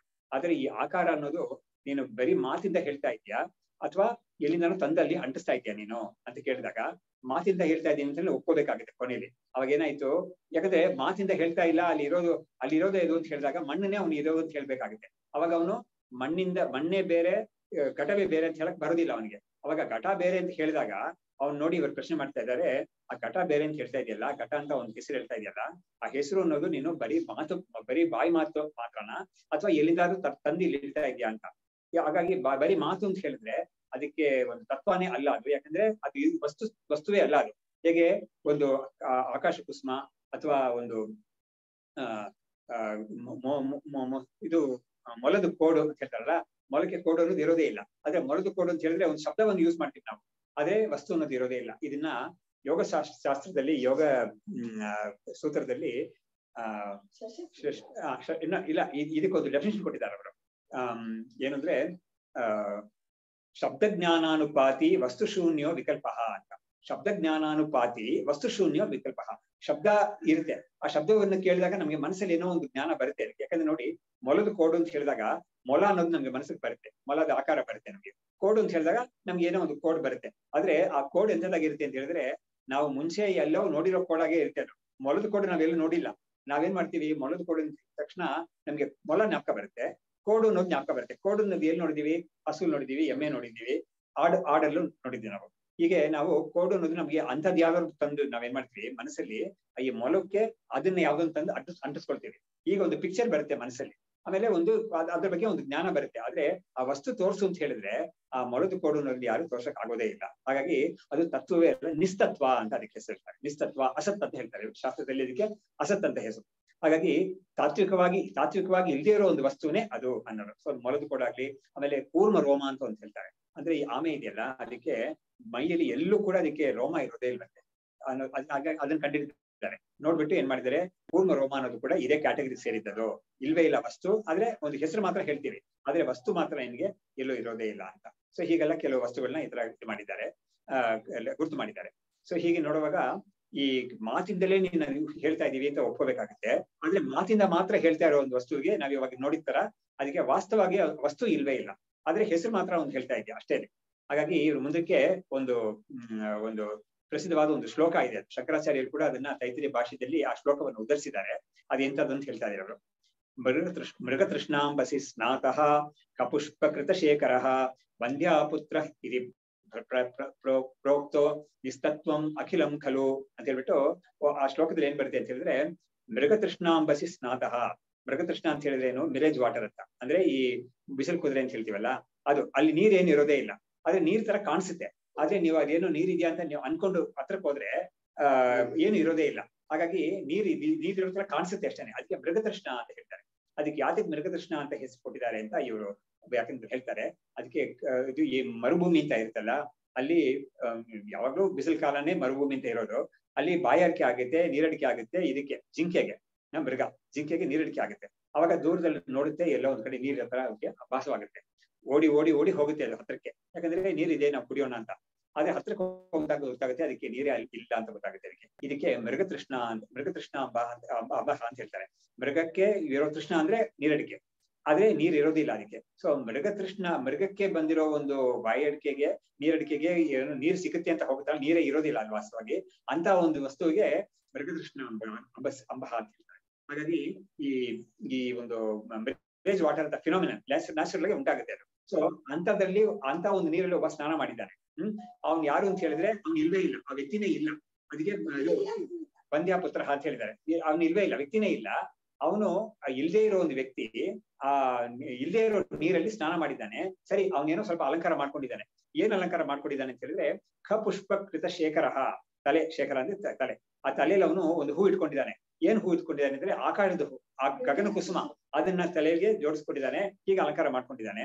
ಅಲ್ಲಿ ಇನ್ನೊಂದು ಭಾಗನೂ ಇದೆ, ಅವ್ರು ಇಲ್ಲಿ ಹೇಳಿಲ್ಲ ಅಷ್ಟೇನೆ, ಶಂಕರಾಚಾರ್ಯರು ಹೇಳಿದ್ದಾರೆ. ಅವ್ನು ಹೋಗ್ತಾ ಇದ್ದಾನೆ, ಕೈಯಲ್ಲಿ ಏನೋ ಒಂದು ಇಟ್ಕೊಂಡು ಹೋಗ್ತಾ ಇದ್ದಾನೆ. ಏನ್ ಇಟ್ಕೊಂಡು ಹೋಗ್ತಾ ಇದ್ದಾನೆ ಅಂತ ಹೇಳಿದ್ರೆ, ಒಂದು ಧನುಸ್ಸು, ಒಂದು ಬಿಲ್ಲು ಇಟ್ಕೊಂಡು ಹೋಗ್ತಾ ಇದ್ದಾನೆ ಅವನು. ಆ ಬಿಲ್ಲು ಯಾವ್ದ್ರಿಂದ ಮಾಡಿದೆ ಅಂತ ಹೇಳಿದ್ರೆ, ಈ ಮೊಲದ ಕೋಡು ಅಂತ ಹೇಳಿದ್ರಲ್ಲ, ಅದರಿಂದ ಮಾಡಿದ್ರು. ಶಶಶೃಂಗ ಇದು ಶಶಶೃಂಗ ಧನುರ್ಧರ ಅಂತ ಬರುತ್ತೆ ಶ್ಲೋಕದಲ್ಲಿ. ಸೊ ಇಲ್ಲಿ ಮೃಗತೃಷ್ಣಾಂಬಸಿ ಸ್ನಾತಃ ಕಪುಷ್ಪ ಕೃತಶೇಖರ ಯಾತಿ ವಂದ್ಯಾಸುತೋ ಹೇಳ್ಬಿಟ್ಟು ಧನುರ್ ಏನು ಶಶಶೃಂಗ ಧನುರ್ಧರ ಅಂತ ಹೇಳ್ಬಿಟ್ಟು ಆ ಶ್ಲೋಕದಲ್ಲಿ ಇರುತ್ತೆ. ಸೊ ಇವರು ಇದರಲ್ಲಿರೋ ಎಲ್ಲ ಆಸ್ಪೆಕ್ಟ್ಸು ಎಲ್ಲ ನೆಗೆಟಿವ್ ಯಾವ್ದು ಇಲ್ವೇ ಇಲ್ಲ, ವಸ್ತುನೇ ಇಲ್ಲ ಅಂತದೊಂದು ಹೇಳಿದ್ರೆ ನಿನ್ಗೇನ್ ಅರ್ಥ ಬರುತ್ತೋ ಅದೇ ತರನೇ ಆಯ್ತು. ನೀನು ಮಡಿಕೆ ಮಾತ್ರ ಇದು ಮಡಿಕೆ ಅನ್ನೋದು ಇದೆ ಸೆಪರೇಟ್ ಆಗಿ, ಮಣ್ಣು ಇಲ್ದೇನೆ ಮಡಿಕೆ ಸೆಪರೇಟ್ ಆಗಿದೆ ಅಂತ ನಿಂಗೆ ಹೇಳಿದ್ರೆ ಹೀಗೆ ಆಗುತ್ತೆ ಅದು ಅಂತ ಇವರು ಲೇವಡಿ ಮಾಡಿ ತೋರಿಸ್ತಾ ಇದ್ದಾರೆ ಅವನಿಗೆ. ಇದು ಇಂಥದೇ ಗತಿ ನಿಂದು, ನೀನು ಅದನ್ನ ಮಡಿಕೆ ಮಾತ್ರ ಇದೆ ಅದು ಮಣ್ಣಿಂದ ಬೇರೆ ಅಂತ ನೀನಾದ್ರೂ ಕೇಳಕೊಂಡ್ರೆ ಅವಾಗ ಅದು ಇಂಥ ಒಂದು ನಿಸ್ತತ್ವ ಅಂತದೇ ಆಗುತ್ತೆ, ಅದು ಅವಸ್ತುವೇ ಆಗುತ್ತೆ ಅದು ಅಂತ ಈ ಶ್ಲೋಕದಲ್ಲಿ ಹೇಳಿದ್ರು. ಹಾಗಾಗಿ ಅಖಿಲಂ ಖಲು ಅಂತ. ಇವಾಗ ಮುಂದಕ್ಕೆ ಕೃತಗಾನಯನಂ ಕರ್ತುಂ ಧೀಮತಾಪಿ ನ ಶಕ್ಯತೆ ಅಥೋ ಅನೃತೋ ಘಟೋ ನೈವ ಸತ್ಯ ಇತಿ ಅಭ್ಯುಪೇತಾಂ. ಅವಾಗ ಅವ್ರು ಮೊದಲು ಎರಡು ಆಪ್ಷನ್ಸ್ ಏನ್ ಕೊಟ್ಟಿದ್ರು ಅಂತ ಹೇಳಿದ್ರೆ, ಒಂದು ನೀನು ಅದಕ್ಕೆ ಬಾಯಿಂದಾನೇ ಒಂದು ಹೆಸರು ಹೇಳ್ತಾ ಇದೀಯಾ ಅಂತ ಒಪ್ಕೊಳ್ತೀಯಾ, ಇಲ್ಲ ನೀನು ಆ ರೂಪವನ್ನ ಮಡಿಕೆ ಅಂತ ಒಂದು ರೂಪವನ್ನ ಆಕಾರವನ್ನ ಎಲ್ಲಿಂದಾನೋ ತಂದು ಇಲ್ಲಿ ಅಂಟಿಸ್ತಾ ಇದೆಯಾ ಅಂತ ನೀನ್ ಹೇಳ್ತಾ ಇದೆಯಾ ಅಂತ ಹೇಳ್ಬಿಟ್ಟು ಮೊದಲ ಆಪ್ಷನ್ ನ ಇವರು ಬಾಯಿಂದ ಮಾತ್ರನೇ ಹೇಳಕ್ಕಾಗೋದನ್ನ ಹೇಳ್ಬಿಟ್ಟು ಅದನ್ನ ಅಂತದ್ದೇನಾದ್ರು ಹೇಳಿದ್ರೆ ಆ ವಸ್ತು ಇಲ್ವೇ ಇಲ್ಲ ಅಂತಾನೆ ಆಗುತ್ತೆ ಅದು ಅಂತ ಅದನ್ನ ಡೆಮಾನ್ಸ್ಟ್ರೇಟ್ ಮಾಡಿ ತೋರಿಸಿದ್ರು. ಇವಾಗ ಇನ್ನೊಂದು ಆಪ್ಷನ್ ಇದೆಯಲ್ಲ, ಯಾವುದು ಎಲ್ಲಿಂದಾನೋ ತಂದು ಅಂಟಿಸೋದು ಅಂತ, ಅಂದ್ರೆ ಆ ಆಕಾರವನ್ನ ಎಲ್ಲಿಂದಾನೋ ತಂದು ಅಂಟಿಸೋದು ಅಂತ, ಅದನ್ನ ಎಂತ ಬುದ್ಧಿವಂತನು ಕೂಡ ಮಾಡಕ್ ಆಗೋದೇ ಇಲ್ಲ ಅಂತ. ಯಾಕಂದ್ರೆ ಒಂದು ಆಕಾರ ಎಲ್ಲೋ ಇದೆ, ಅದನ್ನ ನಾನು ತಂದು ಇಲ್ಲಿ ಅಂಟಿಸ್ತೀನಿ ಇದಕ್ಕೆ ಈ ಮಣ್ಣಿಗೆ ಅಂತ ಹೇಳೋದು ಯಾರ ಕೈಯಿಂದನೂ ಆಗದೆ ಇರೋ ಕೆಲಸ ಅದು. ಅದರಿಂದ ನೀನ್ ಇವಾಗ ಕೊನೆಯಲ್ಲಿ ಏನು ಒಪ್ಕೋಬೇಕಾಗುತ್ತೆ ಅಂತ ಹೇಳಿದ್ರೆ, ಈ ಘಟ ಅಂತ ನೀನ್ ಯಾವ್ದನ್ನ ಹೇಳ್ತಾ ಇದೆಯೋ, ಮಣ್ಣಿಂದ ಬೇರೆಯಾಗಿ ಘಟ ಇದೆ ಅಂತ ಹೇಳ್ತಾ ಇದೆಯಲ್ಲ, ಆ ಘಟ ಅನ್ನೋದು ಇಲ್ಲ ಅಂತಾನೆ ಒಪ್ಕೋಬೇಕಾಗುತ್ತೆ ನೀನು, ಬೇರೆ ದಾರಿನೇ ಇಲ್ಲ ಅಂತ ಅವನಿಗೆ ಈ ಒಂದು ವಿಷಯವನ್ನು ಹೇಳ್ತಾ ಇದ್ದಾರೆ. ಲಾಜಿಕ್ ಅಷ್ಟೇ, ಬರೀ ತರ್ಕದಿಂದನೇ ಇಟ್ಕೊಂಡು ಹೇಳ್ತಾ ಇದ್ದಾರೆ. ಸೊ ಕೃತಗಾನೇನಂ ಕರ್ತುಂ ಧೀಮತಾಪಿನ ಶಕ್ಯತೆ, ಎಂತ ಬುದ್ಧಿವಂತನಿಗೂ ಕೂಡ ಈ ಒಂದು ಆಕಾರವನ್ನ ಎಲ್ಲಿಂದಾನೋ ತಂದು ಇಲ್ಲಿ ಅಂಟಿಸೋದು ಅನ್ನೋದು ಯಾರಿಗೂ ಕೂಡ ಆಗೋದೇ ಇಲ್ಲ ಅದು. ಅದರಿಂದ ಅತಃ ಅನೃತಃ ಘಟಃ ನೈವ ಸತ್ಯ ಇತಿ ಅಭಿಭೇತಾಂ. ಅದರಿಂದ ಘಟ ಅನ್ನೋದು ಸೆಪರೇಟ್ ಆಗಿ ಇಲ್ಲ ಅಂತ ನೀನ್ ಒಪ್ಕೊಳ್ಳೇಬೇಕು, ನಿಮ್ಗೆ ಬೇರೆ ದಾರಿನೇ ಇಲ್ಲ ಅಂತ ಹೇಳ್ತಾರೆ. ಇದು ನೋಡಿ, ಇವಾಗ ತರ್ಕ ಅಂತ ಇವ್ರು ಮಾಡಿದ್ರಲ್ಲ, ಈ ತರ್ಕಕ್ಕೆ ಕೂಡ ಒಂದು ರೂಲ್ ಇದೆ. ಏನಿದೆ ಅಂತ ಹೇಳಿದ್ರೆ ಭಗವತ್ಪಾದರು ಹೇಳಿದ್ದಾರೆ, ಶ್ರುತಿಮತಸ್ತರ್ಕೋನುಸಂಧೀಯತಾಂ ಅಂತ ಹೇಳ್ಬಿಟ್ಟು ದುಸ್ತರ್ಕಾತ್ ಸುವಿರಮ್ಯತಾಂ ಶ್ರುತಿಮತಸ್ತರ್ಕೋನುಸಂಧೀಯತಾಂ ಅಂತ ಅವರು ಸಾಧನ ಪಂಚಕದಲ್ಲಿ ಹೇಳಿದ್ದಾರೆ. ಅಂದ್ರೆ ದುಸ್ತರ್ಕ ಅಂತ ಹೇಳಿ ಯಾವ್ದು ಅಂತ ಹೇಳಿದ್ರೆ, ಆ ತರ್ಕದಿಂದ ನಾವು ಏನು ಕೊನೆ ಸ್ಥಾಪನೆ ಮಾಡಿಲ್ಲ ಅಂತದ್ದು. ಆದ್ರೆ ಈ ತರ್ಕವನ್ನು ನೀನು ಎಂತ ತರ್ಕವನ್ನು ಬಳಸಬಹುದು ಅಂತ ಹೇಳಿದ್ರೆ, ಶ್ರುತಿಗೆ ಅನುಕೂಲವಾಗಿರೋ ತರ್ಕ, ಶ್ರುತಿ ಹೇಳಿದ್ದಕ್ಕೆ ಅನುಗುಣವಾಗಿರೋ ತರ್ಕವನ್ನ ನೀನು ಉಪಯೋಗಿಸಬಹುದು ಅಂತ. ಕರೆಕ್ಟ್. ಇವಾಗ ಶ್ರುತಿಮತ ತರ್ಕ ಅಂತ ಇದು ಇವಾಗ ಇವರು ಹೇಳಿ ಡೆಮಾನ್ಸ್ಟ್ರೇಟ್ ಮಾಡಿದಾರಲ್ಲ, ಈ ತರ್ಕ ಯಾವುದು, ಕಾರ್ಯ ಅನ್ನೋದು ಕಾರಣವನ್ನು ಬಿಟ್ಟು ಬೇರೆ ವಸ್ತುವಾಗಿ ಇರೋದಿಲ್ಲ ಅಂತ ಹೇಳಿದ್ರಲ್ಲ, ಇದಕ್ಕೆ ಶ್ರುತಿ ಮತಸ್ತರ್ಕ ಇದು. ಯಾಕಂದ್ರೆ ಶ್ರುತಿಯಲ್ಲಿ ಹೇಳಿರೋ ವಿಷಯವನ್ನೇ ಇವರು ಇಲ್ಲಿ ಹೇಳಿದ್ದಾರೆ. ಶ್ರುತಿ ಏನ್ ಹೇಳಿದೆ ನಮ್ಗೆ, ಚಾರ್ದುಗಿ ಶ್ರುತಿಯಲ್ಲಿ ವಾಚಾರಂಭಣಂ ವಿಕಾರೋ ನಾಮಧೇಯಂ ಮೃತಿಕೇತ್ಯವ ಸತ್ಯಂ ಅಂತ ಹೇಳ್ಬಿಟ್ಟು ಒಂದು ರೂಲ್ ಕೊಟ್ಟಿದೆ. ಅದು ಅವಾಗ ಏನಾಯ್ತು, ಈ ನಾಮಧೇಯಂ ಅಂತ ಹೇಳಿದ್ರಲ್ಲ, ನಾಮ ಮಾತ್ರ ಅಂತ, ಯಾವ್ದೋ ನೀನ್ ಸುಮ್ನೆ ಬಾಯಿಂದ ಹೇಳೋದಷ್ಟೇನೆ ಆ ಹೆಸರು ಆ ವಸ್ತುಗೆ ನೀನ್ ಹೇಳ್ತಾ ಇರೋದು. ಆದ್ರೆ ಅಲ್ಲಿ ಇರೋದು ವಸ್ತು, ಸತ್ಯವಾಗಿರೋ ವಸ್ತು ಅದ್ರಲ್ಲಿ ಯಾವ್ದು ಅಂತ ಹೇಳಿದ್ರೆ, ಹುಡುಕಿ ನೋಡಿದ್ರೆ, ನೀನು ಪರೀಕ್ಷೆ ಮಾಡಿ ನೋಡಿದ್ರೆ ಅಥವಾ ವಿಚಾರ ಮಾಡಿ ನೋಡಿದ್ರೆ ಅಲ್ಲಿರೋದು ಆ ಮೂಲ ಕಾರಣ ಮಾತ್ರವೇ ಅಲ್ಲಿ ಸತ್ಯ ಅಂತ ನಿಮಗೆ ಭಾಸವಾಗುತ್ತೆ ಅಂತ ಶ್ರುತಿ ಹೇಳ್ಕೊಟ್ಟಿದೆ. ಅದಕ್ಕೆ ಅನುಗುಣವಾಗಿ ತರ್ಕವನ್ನು ಇವರು ಮಾಡಿ ತೋರಿಸ್ತಾರೆ ಅಷ್ಟೇ. ಹೀಗೆ ಹೇಳ್ಬಿಟ್ಟು ಮುಂದಕ್ಕೆ ಸಮವಾಯಸ್ತ್ವಯಾ ಪ್ರೋಕ್ತಃ ಆರೋಪಂ ಭ್ರೂಮಹೇ ವಯಂ ಸ್ಥಾಣೌ ಆರೋಪಿತಶ್ಚೌರೋ ಯಥಾ ಮೃದಿಘಟಸ್ತತ. ಅವ್ರು ಏನ್ ಮಾಡ್ತಾ ಇದ್ದಾರೆ ಅಂದ್ರೆ, ಮೃತ್ ಸಮವಾಯ ಅಂತ ಒಂದು ಸಂಬಂಧ ಇರ್ತಾರೆ. ಮೃತ್ಗೂ ಘಟಕ್ಕೂ ನೋಡಿ, ಮೃತ್ ಅನ್ನೋದು ಕಾರಣ, ಘಟ ಅನ್ನೋದು ಕಾರ್ಯ, ಅದ್ ಎರಡಕ್ಕೊಂದು ಸಂಬಂಧ ಹೇಳ್ಬೇಕು. ಆ ಸಂಬಂಧವನ್ನು ಅವ್ರು ಏನ್ ಹೇಳ್ತಾರೆ ಅಂತ ಹೇಳಿದ್ರೆ, ಸಮವಾಯ ಅಂತ ಒಂದು ಸಂಬಂಧ ಇರ್ತಾರೆ. ಅದೇನು ಅಂತ ಹೇಳ್ತೀನಿ ಇವಾಗ. ಸಮವಾಯ ಅಂತ ನೋಡಿ, ಸಮವಾಯ ಸಂಬಂಧ ಅನ್ನೋದಕ್ಕೆ ಒಂದು ಉದಾಹರಣೆ ಯಾವ್ದು ಅಂತ ಹೇಳಿದ್ರೆ, ಇದೇ ಉದಾಹರಣೆ. ಯಾವುದು, ಈ ಮೃತ್ ಅನ್ನೋದು ಘಟ ಸಮೇತವಾಗಿ, ಅಂದ್ರೆ ಆ ಘಟ ಅನ್ನೋದು ಆ ಮೃತ್ ಸಮೇತವಾಗಿ ಉಂಟಾಗುತ್ತೆ. ಹಾಗಾಗಿ ಅವಾಗ ಏನಾಯ್ತು, ಆ ಮೃತನ ಸೇರ್ಸ್ಕೊಂಡೇ ಘಟ ಅನ್ನೋದು ಉಂಟಾಗುತ್ತೆ, ಬೇರೆಯಾಗಿರೋದಿಲ್ಲ. ಸಂಯೋಗ ಸಂಬಂಧ ಅಂತ ಹೇಳಿದ್ರೆ ಏನು, ಎರಡು ವಸ್ತು ಬೇರೆ ಬೇರೆ ಇದೆ, ಅದ್ ಎರಡಕ್ಕೂ ಒಂದು ಕಾಂಟ್ಯಾಕ್ಟ್, ಫಿಸಿಕಲ್ ಕಾಂಟ್ಯಾಕ್ಟ್ ಬರುತ್ತೆ ಇದೆಯಲ್ಲ, ಅದಕ್ಕೆ ಸಂಯೋಗ ಸಂಬಂಧ ಅಂತ ಹೇಳ್ತಾರೆ. ಸಮವಾಯ ಅಂತ ಹೇಳಿದ್ರೆ ಈ ತರ. ಇನ್ನೊಂದು, ಈ ನೂಲನ್ನ ಸಂವೇದವಾಗಿ ಬಟ್ಟೆ ಅನ್ನೋದು ಉಂಟಾಗುತ್ತೆ. ಹಾಗಾಗಿ ನೂಲನ್ನ ಸೇರ್ಕೊಂಡೇ ಬಟ್ಟೆ ಅಂತ ಉಂಟಾಗುತ್ತೆ. ಈ ಘಟ ಅನ್ನೋದು ಕೂಡ ಮಣ್ಣನ್ನ ಸೇರ್ಸ್ಕೊಂಡೇ ಇದು ಬರ್ತದೆ. ಹಾಗಾಗಿ ಆಕ್ಚುಲಿ ಎರಡು ವಸ್ತು ಇಲ್ವೇ ಇಲ್ಲ, ನೂಲು ಅಂತ ಬಟ್ಟೆ ಅಂತ ಬೇರೆ ಬೇರೆ ವಸ್ತು ಇಲ್ವೇ ಇಲ್ಲ. ಯಾಕಂದ್ರೆ ಬಟ್ಟೆ ಆಗೋ ತನಕ ಬಟ್ಟೆ ಅನ್ನೋದು ಇಲ್ವೇ ಇಲ್ಲ, ನೂಲ್ ಮಾತ್ರನೇ ಇರೋದು. ಆದ್ರೆ ಬಟ್ಟೆ ಅನ್ನೋದು ಹೇಗೆ ಉತ್ಪತ್ತಿ ಆಗುತ್ತೆ ಅಂತ ಹೇಳಿದ್ರೆ, ನೂಲುಗಳು ಸೇರಿ ಬಟ್ಟೆ ಅನ್ನೋದಾಗುತ್ತೆ. ಅದೇ ತರ ಈ ಮಡಿಕೆ ಅನ್ನೋದು ಬೇರೆ ವಸ್ತುವಾಗಿ ಸೆಪರೇಟ್ ಆಗಿ ಮುಂಚೆನೆ ಇತ್ತು, ಆಮೇಲೆ ಮಣ್ಣು ಅನ್ನೋದು ಬೇರೆ ಮುಂಚೆನೆ ಇತ್ತು ಅಂತ ಹೇಳಕ್ ಬರೋದೇ ಇಲ್ಲ. ಈ ಘಟ ಅನ್ನೋದು ಉತ್ಪತ್ತಿ ಆಗುವಾಗ್ಲೇನೆ ಮಣ್ಣಿನಿಂದಲೇ ಅದು ಸೇರ್ಕೊಂಡು ಘಟವಾಗಿ ಬರೋದು. ಮಣ್ಣಿಗೆ ಒಂದು ಶೇಪ್ ಕೊಡ್ತಾ ಅದೇನಾಗುತ್ತೆ, ಅದು ಘಟ ಅಂತ ಒಂದು ಶೇಪ್ ತಗೊಳ್ತೇವೆ, ಹೆಸರು ತಗೊಳ್ತೇವೆ. ಸೊ ಹೀಗೆ ಇರೋದು. ಇದಕ್ಕೆ ನಾವೇನ್ ಹೇಳ್ತೀವಿ ಅಂದ್ರೆ, ಅದಕ್ಕೆ ಸಿದ್ಧಾಂತ ಹೇಳ್ತಾ ಇದ್ದಾರೆ, ವೇದಾಂತ ಸಿದ್ಧಾಂತ ಹೇಳ್ತಾ ಇದ್ದಾರೆ. ಸಮವಾಯ ಅಂತ ನೀನೇನಾದ್ರು ಕೇಳಿದ್ರೆ ನಾವು ಅದನ್ನ ಇಲ್ಲ ಅಂತ ಹೇಳ್ತೀವಿ. ಯಾಕಂದ್ರೆ ಇಲ್ಲಿ ಸ್ಥಾನವು ಆರೋಪಿತ ಚೌರಹ ಯಥಾ ಮೃದಿಕಟ ತಥಾ ಅಂತ ಹೇಳ್ತಾ ಇದ್ದಾರೆ. ನೀನು ಸಮವಾಯ ಸಂಬಂಧ ಅಂತ ಹೇಳ್ತೀಯಲ್ಲ, ಅದು ಕೂಡ ಏನು ಸರಿ ಅಲ್ವೇ ಅಲ್ಲ. ಇದು ಕೊನೆಯಲ್ಲಿ ಏನ್ ಒಪ್ಬೇಕು ಅಂತ ಹೇಳಿದ್ರೆ, ಶ್ರುತಿ ಹೇಳಿದ ಪ್ರಕಾರನೇ ಏನ್ ಒಪ್ಬೇಕು ಅಂತ ಹೇಳಿದ್ರೆ, ಈ ಮಣ್ಣಲ್ಲಿ ಘಟ ಅಂತ ಒಂದು ಆರೋಪ ಮಾಡಿದ್ಯಾ ಅಷ್ಟೇನೆ.